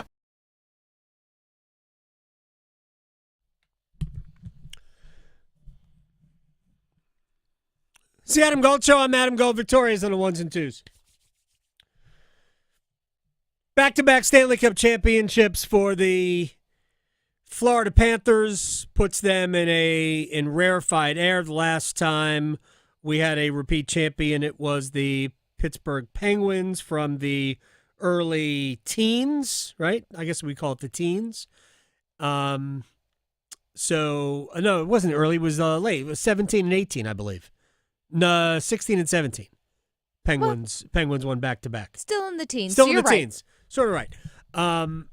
Yeah, look, and that was a great team, and it had Crosby and it had Malkin. Penguins, you've got the L.A. Kings, who won twice in a 3-year span. You had the Chicago Blackhawks that won 3 times in 6 years. You had Tampa Bay that won back-to-back in 20 in the bubble, and then 21 in the crazy pandemic central year. I think Florida's the better team from all of them in terms of those teams. We got to stop with dynasty talk. Dynasty, you got to win 3 to be a dynasty. Yeah. Now, if we're talking about like a decade of dominance, and you win 2, don't win, then you win 2. If you're like the Warriors win 3 in a row, I don't think they did. The New England Patriots never won 3 in a row. I think we can have a more open debate about it. But at this point, Florida's not a dynasty. That's the dumb conversation.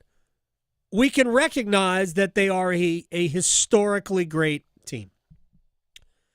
And that gets us into the conversation about how does Carolina get to where they are. And I found this to be, in some ways, frustrating last night for me on social media as you're having legitimate conversations about how great this Florida team is. Because I can suspend my fandom.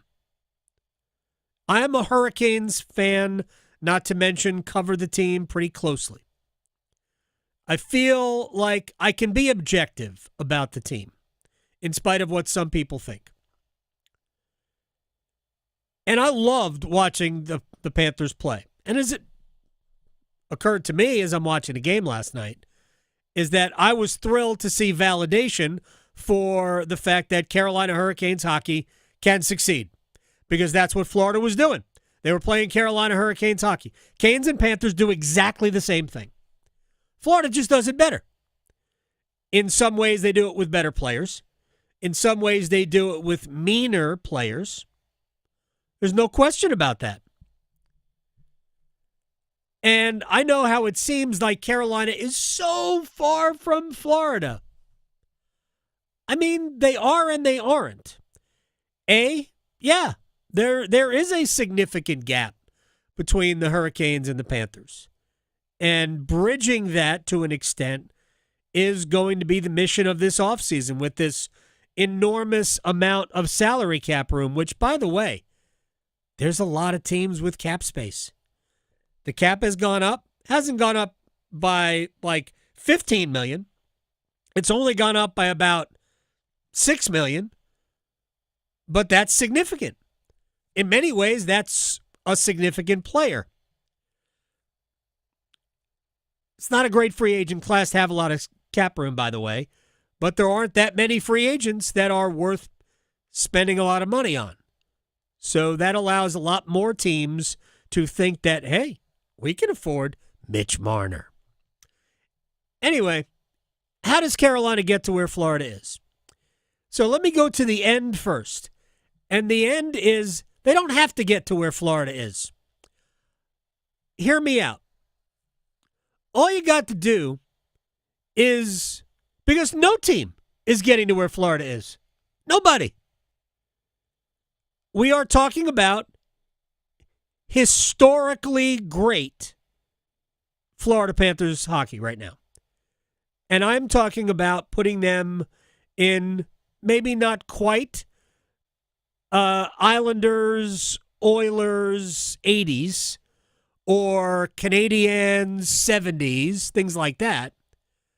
But in the salary cap era, we are talking about a very short list on which I believe they're in front, even of the Blackhawks that won 3 times in 6 years.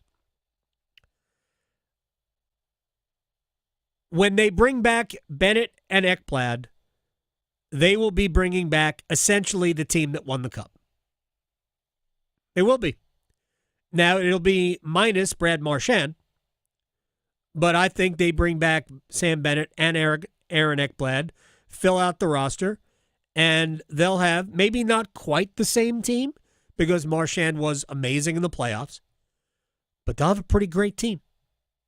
And they'll still be the gold standard. But you don't have to get to them. You just have to get close enough to them to where, hey, now it's a game. And you don't have to be perfect in order to win or have to feel that way. And for me, Carolina, what separated where Florida is and where Carolina is now? If we're being fair, yes, Sebastian Aho isn't Alexander Barkov. By no stretch of the imagination is he Alexander Barkov. That's not Sebastian Aho's fault. That's Alexander Barkov's fault. So what Carolina needs to do, knowing that it's going to be Barkov, Bennett, and Anton Lundell down the middle, Carolina's got to get better at that. I don't even care what number center you put it. They've got to get better at center so when they go Aho, Stahl, and whoever the other center is, that at least it doesn't get shellacked by Barkov, Bennett, Lundell. Because right now, Aho, Kokaniemi, Stahl is awful compared to what Florida puts on the ice. So Carolina's got to get better there. Carolina needs goal scoring. If you can double up with a center who is also a goal scorer, by the way, not tons of those. But if you can double up, great. But you still need a goal scorer. So going out and getting a physical scoring wing or just a scoring wing. And maybe that's available in free agency. Maybe that's Nick Ehlers from Winnipeg, who's an unrestricted free agent. Maybe that's Brock Besser, although I have less interest in Brock Besser than I do Nikolai Ehlers. Either way, if you can find a scoring wing, great. Get it. In free agency. There are no centers in free agency that are going to make your team better. Not significantly so. Matt Duchene, too old. I don't think the Hurricanes are going to be interested in him as a center at this stage. But I say too old, I would be interested in Brad Marchand. That's a different animal to me altogether. Brad Marchand would be somebody I would be interested in if I were Carolina. I'm not saying Carolina is interested in him, and I'm not saying he is interested in Carolina. I don't know, but I would be interested. That's a phone call I would definitely make. But Carolina's got to identify a center. They have to identify a goal-scoring wing. Maybe they also need some sandpaper's not the right word, but they need mental toughness for postseason play. Part of what really Florida was great at was the art of playoff hockey. Carolina's really good, which is why the odds makers all think that Carolina is a favorite to win the Cup. Not the favorite, but a favorite. You could probably cram all of the betting markets together, and Carolina would end up being the third choice, which seems logical to me. Maybe not 100% accurate, but it's within the margin of error. But Carolina needs some post-season seasoning. They need some of that to help them when we get to April and May and into June. The Hurricanes, it is amazing to me how some people view what Carolina has not done as being some sort of a failure when, again, we're talking about a historically great Panthers team, and yet Carolina still keeps getting to this point, whether it's the Final Four of hockey, 2 out of the last 3 years, or even losing. They keep advancing in the playoffs and running into, theoretically, better teams. I would argue the only time Carolina has lost to a team that, regardless of record, that they were better than but didn't win was 2002 when they lost to the Rangers in Game 7 here. To me, that was a series that they should have won. I thought they were better than the Rangers that year. They didn't win the series, which, by the way, happens all the time. So that's the one year I'll go back and, that's the series they should have won. And they didn't win it. Every other time they have lost the series, I'm like, nope, they weren't as good as that team. They weren't as good as Tampa in 21. They weren't as good as Boston in 20. They weren't as good as Boston in 19. They weren't as good as Florida in 23. They weren't as good as the Rangers in 24. And they weren't as good as Florida this year. How does Carolina bridge that gap?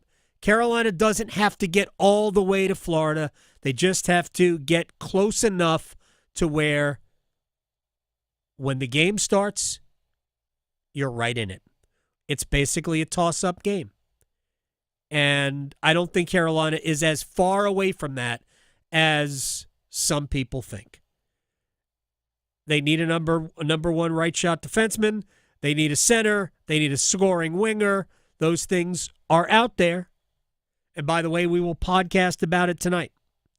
I will send out the link. And if you are interested in hearing some thoughts on who specifically, we talked about it a little bit yesterday, but we'll get into more of the details and numbers. But we will talk about who Carolina can go target and maybe start the business of closing that gap with Florida. But understand that this is more about the team they're chasing than the chasing team. That's how good Florida is. So you're not going to get, nobody's going to get them. Nobody's going to get, in terms of putting personnel on the ice, barring an injury, nobody is getting to where Florida is. I'm assuming they're bringing back Ekblad and Bennett because they have no reason not to. No reason at all not to. All right, we got time for a quick rewind.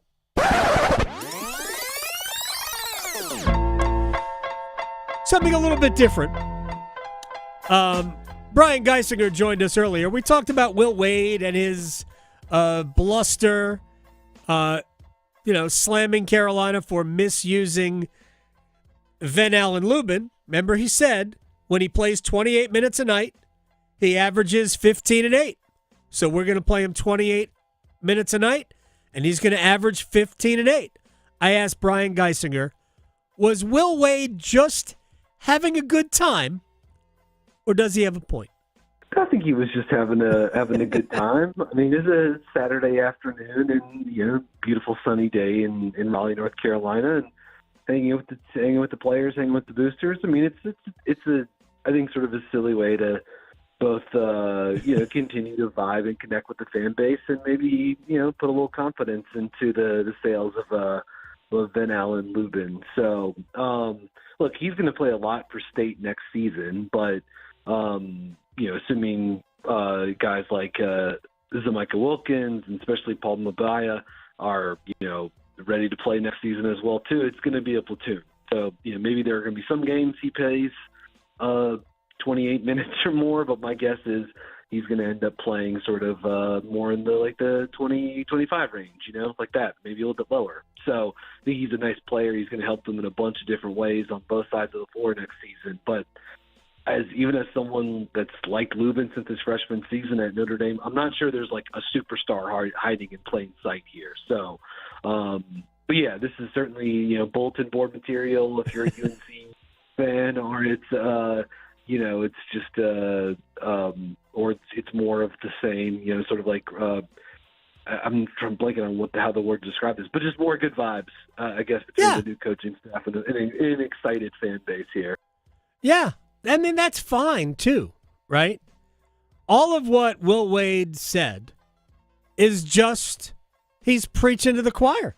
That's all he's doing. And that's cool. That's cool. Look, I've said this before. In my opinion, if Van Allen Luben is playing 28 minutes a game, you're probably not as good as you're supposed to be. I think Van Allen Luben is a rotation player on a top team. And I think if you're Will Wade, and I'm not trying to overinflate the roster, I think the roster is really good. It's certainly better than what NC State has had over the last few years. But if they're going to be a top 4 team in the ACC, if they're going to challenge Louisville and Carolina for the second best roster, assuming, and this is probably a poor assumption because we have no idea, if we assume that Duke has the best roster,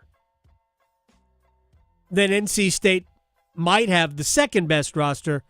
But if they have that, it's probably with VAL playing, in the neighborhood of 18 to 25 minutes a night, and he's just a rotational piece and not somebody who essentially is a starter and playing starter-level minutes. I think they'll probably use a lot of players, and frankly, they might not have more than 2 or 3 guys play even more than 25 minutes a game. But, yeah, Van Allen Luben's a good player. He's a nice player. He's not a great player. And I know somebody had tweeted out that the record for Van Allen Luben teams when he played 28 minutes was 7-17. All of those things, yeah, it's all fun. It is all fun. All right, before we get out of here, again, one more reminder that we are going to do a Canes Corner podcast tonight. Should be around 9:30. No hockey tonight. No basketball tonight. Only Club World Cup soccer and CONCACAF Gold Cup soccer. By the way, Canada winning 6-0 yesterday. Solid effort from the Canadiens. Feels like a lot. It was a dominant performance in their match. Who'd they play again? I forget who they played. We have City was winning 2-0 in the Club World Cup this afternoon. Real Madrid plays later on. We already talked about that. But the U.S., by the way, will play tomorrow against Saudi Arabia in their second Group D match in the Gold Cup. So we'll talk off-season plan for the Hurricanes tonight on the Canes Corner podcast. Thanks to everybody who has supported that over the course of the season. It continues to grow. I'm going to look at maybe some different wrinkles we can add to it as we get closer towards the beginning of next season. I hope to be able to take it to a new level. But it has been fun. The live stuff we do after games kind of speaks for itself. But we hope to do more of that, maybe even kind of juice that up a little bit. Victoria, thank you so much. We'll see everybody tomorrow. Talking sports so you don't have to pretend to know stuff. The Adam Gold Show on the North Carolina Sports Network. Hey, Mr. Businessman. Looking to reward your staff for a great first quarter? Adam Gold here. X-Golf in Cary, right in the McGregor Village Shopping Center. Take your company party or team building event to a new level. First, the premier golf simulator in North Carolina. So much fun. Food is great. Bar's top notch. And it's a better idea than